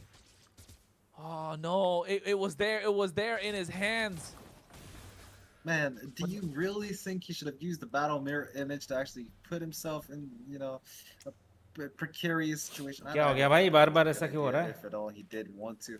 Overall, I believe that the side of Team Godlike, they're losing ground pretty quickly. They've got bot lane tier 1, but other than that, that's literally the only achievement that they've made so far in the game, because in terms of kills, Godlike are falling behind quite a lot, actually. And in terms of gold, slightly behind. Overall, I believe that the side of Team Godlike, they've got a few items going on for them. But do you really want to put a Granger with a Sky Piercer if you're on the losing end? I don't think that's a good idea. It's okay. You usually do tend to buy the Sky Piercer on Granger, but Kronos, do you really think it's a good idea? Absolutely, man. Granger thrives on the Sky Piercer. There's, I mean, maybe not the first item, but in this case, they gambled. Let's see if he gets some kills. Honestly, there's no other item that you can go for on the Granger. You need the Sky Piercer. Without the Sky Piercer, Granger really lacks the damage, especially against a lineup like that where you have a Boxia and Alice. Yeah, you need the Sky Piercer. The only thing is, he's not allowed to play as aggressive as you'd like, only for the fact that he doesn't have a flicker. That Purify really hinders him from going forward, making any sort of aggressive plays where he's allowed to flicker out. And that Purify is thanks to the kit that Seoul have for themselves, the way that they've drafted their lineup, which is why they're getting the advantage. However, if Seoul overextend during a siege, that's when Godlike will look to bounce back. They can really play off the back of something, but IQ S8UL need to dive forward. And the more they dive forward, the more Fate has to kite. And if he's in a great position, that could just flip the complete fight in one go. The Lord is up right now. Both teams are positioned greatly at the right place, the right time. You can see Romcom on the bot side, so they find it and go for the fight. 3-member knockup, but with the help of the tech charge, Raider in the back line, gets the Blazing Duet, catches Bid, and Fate. He finds the two most important members, and now the title strike, they catch 3 and make that 4. Romcom, he showed himself on the bot side. The waves were building. He had to clear it instantly. Once they saw him on the map, Seoul jumped and dove in for the fight, and that's all they needed. And now secured themselves a Lord at 10 minutes into the game. I cannot believe how easy that fight was for S8UL. I believe that Godlike would have actually put at least a little more, you know, of a challenge for them to actually take that fight, because, you know, it's inside the tier 1, I understand, but still, like, it would have been a little more difficult. But look at that, we've got an engage with a BMI and a Blazing Duet doing a lot of damage. But there goes Tectonic Charge connecting onto the tower. We've also got a WM Phoenix, a Fury of the Phoenix connecting on all 4, and that's going to be 1. We've got Spatial Migration used to kill 1 person, the enemy team. Zacian out. We've got 1 more getting followed through. We've got Radium of all people getting the kill on the enemy Hyper. That's going to be Van out of the picture. And the mid lane tier 2 still standing alive? No, it's not going to be, but Fate is still alive, and he might be able to defend against this. The Holy Blast will still be available, but for how long? Well, at this point, Seoul have the Lord marching down the bot side. The Holy Shield is definitely going to make sure it's going to get cleared out, but they do have a next set of waves. The top side tier 2 should be in their pocket already. Just hanging by a thread. They back off, take away all the resources that they can, and now put themselves in a predicament. This is the replay of that team fight, right? You can see instantly once he was visible on the map. You can see on the bot side the waves are crashing and they were just waiting for the opportunity. Now Romcom decides to show himself and then they pounce. And when they pounce, the Fury of the Phoenix is popped, tech charge on the back line, but Radium goes in, dives in deep. BMI, Blazing Duet, gets the 2 most important targets, which they were lacking in game number 2. And oh my goodness, it turned the tide of the fight completely around. And doesn't give, now it puts Fate in a position where he wishes he had the flicker, but at the same time with Anti diving on top of him, he needs to Purify. I agree, but hey, you think you're a punny guy, don't you? The tides of battle have turned around because Title Strike connected twice, huh? Hey man, title strike, tsunami slam, but it was beautiful at the set play. However, Godlike know what to do as well. Again, Yeah. don't count them out. Yes, they're down by 5,000, 6,000 goal lead. Usually, if it's against That's a any big other problem. team, yeah, it's a big problem. Usually, if it's against any composition, you know it's going to be difficult. But in this case, the Sky Piercer from the Granger, right? It can still change things. It's a long shot, but it can still But it change can things. still You can see change he's going complete glass cannon at this point. He gets himself a Sea Halberd. He knows he needs the damage. All he needs is one kill. Do you have enough poke coming out from Bid? You know you have the set potential from Van. Romcom can get them low. All they need is the final execution. If Fate gets 1 or 2 kills in one single fight, he can just solely wipe out the entirety of Seoul. And this is where they'll be the strongest, when they're defending their base. They have the high ground, they have the range. So it depends if S8UL are going to dive in. Looks like they want to bait them out, bring them out, which is the right idea for them to do against Godlike. Art gets caught out in a bush. Kakarot making sure he gets seen. Now they get their attention to the Lord. They're baiting out Godlike more and more. And I think Godlike need to understand they can't go that forward. Although Romcom, he gets caught out. Title strike coming in from Apex. He's taking him down low. Romcom can't go in. Throwing Ruin coming in. Flickers out. Gets the right target. Anti goes in. And now it's a 5v4. And Seoul have capitalized on the mistake from Godlike. Turned their attention to the Lord. And I think it should be an easy secure for them. It should have been. I still don't understand why did you use the Falling Star, but Robcom, I actually admire you as an EXP laner. You are not supposed to be making that mistake. The side team S8UL will be able to contest the Lord without take the Lord without any contest from the side team Godlike. No man, I am disappointed with that play. Not with you, just with the play. Well, this is what I was mentioning before, right? Radium is great on the marksman. Unfortunate that he's kind of forced to play into those tanky fighter gold laners. But when you give him the marksman and his most favorite marksman, if I may say so, the Claude, he knows how to make it work. He knows the pressure points. He knows the ins and outs of this hero. 308. And now I'd definitely say eyes on him as he's ready to dive into the back line as the Lord would crash in on the bot side. Oh man, the Lord is still on his way. He's going to crash in the next 5 seconds-ish. But I don't think the side of Team Godlike would want to actually keep him away from the tower. I think it would be best for them to let him connect to the tower and then defend the high ground. Based on that, I think the bot lane will be destroyed, the tier 3 out of the picture, and now the tier 3 in the mid lane also under siege. Lord is connected. Wind of Nature. Title Strike. There's gonna be a fight. Title Strike and Tsunamis there. 1 down. We've got Art taken down. We've also got Fate falling through. We've got Asuna taking down his partner, his enemy in his lane. That's going to be a wipe. I think it's a wipe at least. But 4 people down, and the Nexus is going to follow through just in a matter of seconds, man. Tough, bro. It got to the point where they couldn't defend, right? The goal lead was about They need 10,000, to improve, and I think the game was just slipping away. Yeah, they need to improve, but if they don't get the international Godlike stage, how will they forced improve? themselves into. They have to We were play talking against about better if teams to improve. Seoul can really win games without these Everybody needs pocket good picks. opponents. Guess man. what? They If you definitely want to can. improve, you need to go out there. You need to But play against them. You need to I'm win, kinda lose saddened whatever by you the do. fact that Romcom To actually get the ended feel up of the with tournaments. not that outside. one mistake where he used Falling Star Moon to clear the lane so that mid lane goes. Why would you do that when you don't know where the enemy is? MVP goes to Radium though, obviously. Bro is a mastermind with the marksman. He is the most coolest, most level-headed goal laner I've actually seen play. What I have actually understood from this game is that he is still the same with fighters or marksmen alike. What a guy. Well, well-deserved MVP indeed. 61,000 damage dealt. Runs the fighter emblem like the meta does. And you can see he went for the one that you get a lot of damage when you're 1v1. Yeah.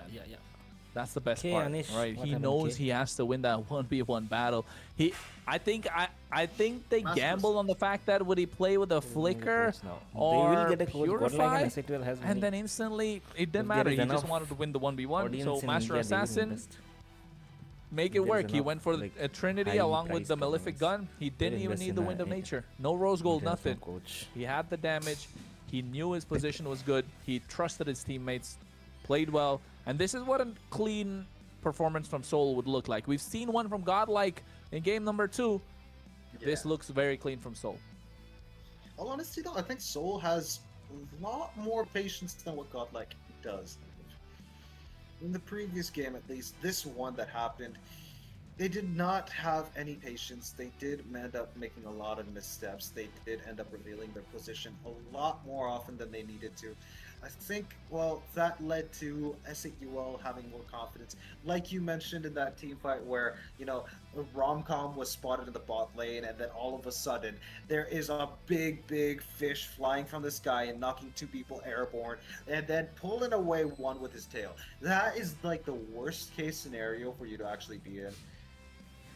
Like, not in real life. Like, there is no fish that's going to be falling from the sky. Desperately. Yeah, I think Everything you is can good see the coach, heads-to-heads as well, right? Bid 1-5-2 again, not tough allowed because to play the game as much as very he'd important, like, no? thanks to the pressure that came in from the dive on the other side. I think S8UL are starting to get the hang of what they can do to Godlike. Godlike, yes, they understand what they can do at the same time, but slowly and steadily you can start seeing the cracks in the composition, in the players of Godlike. You mentioned one of them, Romcom. I don't know. Is that something you really do? The mid lane's there. Nobody's really seeing. The Lord is up. You're almost, 15, almost 12 minutes into the game. Falling Starman to clear out the wave. Yeah, that put them in a terrible position. However, you can see, oh my God, this guy's everywhere. I'm not talking about Art, but this time I'm talking about Radium. He's the rich guy. He's the carry. He's the wingman. Yeah, and the sandbag this time Art. So they've just shifted around Art from the wingman to the sandbag and just give Radium everything in this game. You can't give a marksman in his hand. He is lethal. 3-2 score. S8UL match point. Oh man, match point for S8UL. This is going to be exciting. Do you Match think point Godlike advantage will be as able well. to turn it around, make a 4-3 happen tonight? I'm betting Yep. on maybe. It's a possibility, but Godlike, guys, come on, get some patience in. You can wait. You cannot, make any more mistakes than you need to. Have some patience. Relax. You're all doing fine. Just that, I think you're rushing things a little too much sometimes. It's not helping you. It's actually kind of like detrimental to your chances at victory. Yeah, I think it definitely makes it a bit difficult for the side of Godlike with the composition that S8UL went with. It was really good, right? The composition was really good in terms of how they wanted to dive. The extra bit of risk factor was there. They're the ones who had to take the initiative to get something done, because Art can go in with a tech charge with the Grok, but when you dive in on the opposition, you have the Alice that can use the There's flying more flex to get games, to the yeah. line, and then you definitely had Kung saan Radium lalayo on sila sa that Plaban Claude, Bay, BMI Blazing ito Duet to sa dish out the side. damage as well. So you know your squishies Yeah, are in Wardrum trouble. games You know up. your damage dealers, your carries are in trouble. So it definitely didn't work There's out more for them. games, And I think This is the best of S8UL 7 now, just so went completely full dive, and then just this is the made best it of 7, possible so for them. one team right? has to win 4 matches. It was easier for S8UL to execute S8UL the won game 3 matches, so rather they than need one more Godlike. to win. However, now match point. We've But seen in Godlike in this position before, Godlike or rather these have to win this players match in this in order position to before. survive. Now it comes down to, are they going to be able to translate that for the If next S8UL wins this right, match, this finals are 3-2 match point? I don't think this is the best time for them to really gamble on something. Maybe go with what works, Absolutely. and then we'll see. You're absolutely right. I think right now S8UL having the match point is going to put Godlike in a lot of pressure. They got to make sure they don't make any single mistake, at least not one that would actually cost them the game. The objectives are the priority. The second one is at least defense. If they cannot keep up the defense, like what happened in the previous game, they will end up losing this game. Yeah, well, at this point, folks, we are at match point for S8UL with a 3-2 score. It's the 6th game of the best of 7. But guess what? You'll have to wait for a short break, and we'll be back. Hey, ball break. Stay tuned.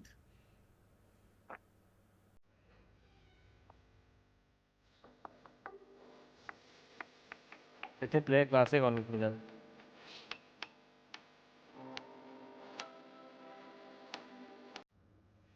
Let me play classic till then.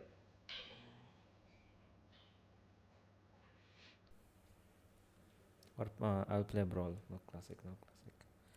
Play brawl. Classic might be a bit too much.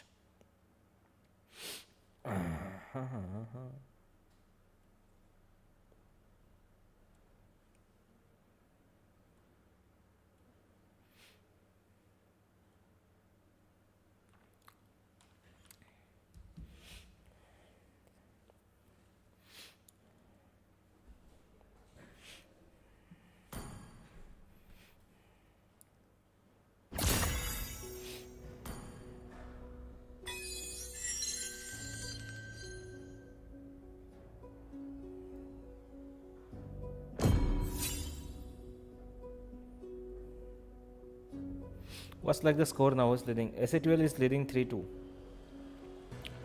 GODL is 2. S8UL 3.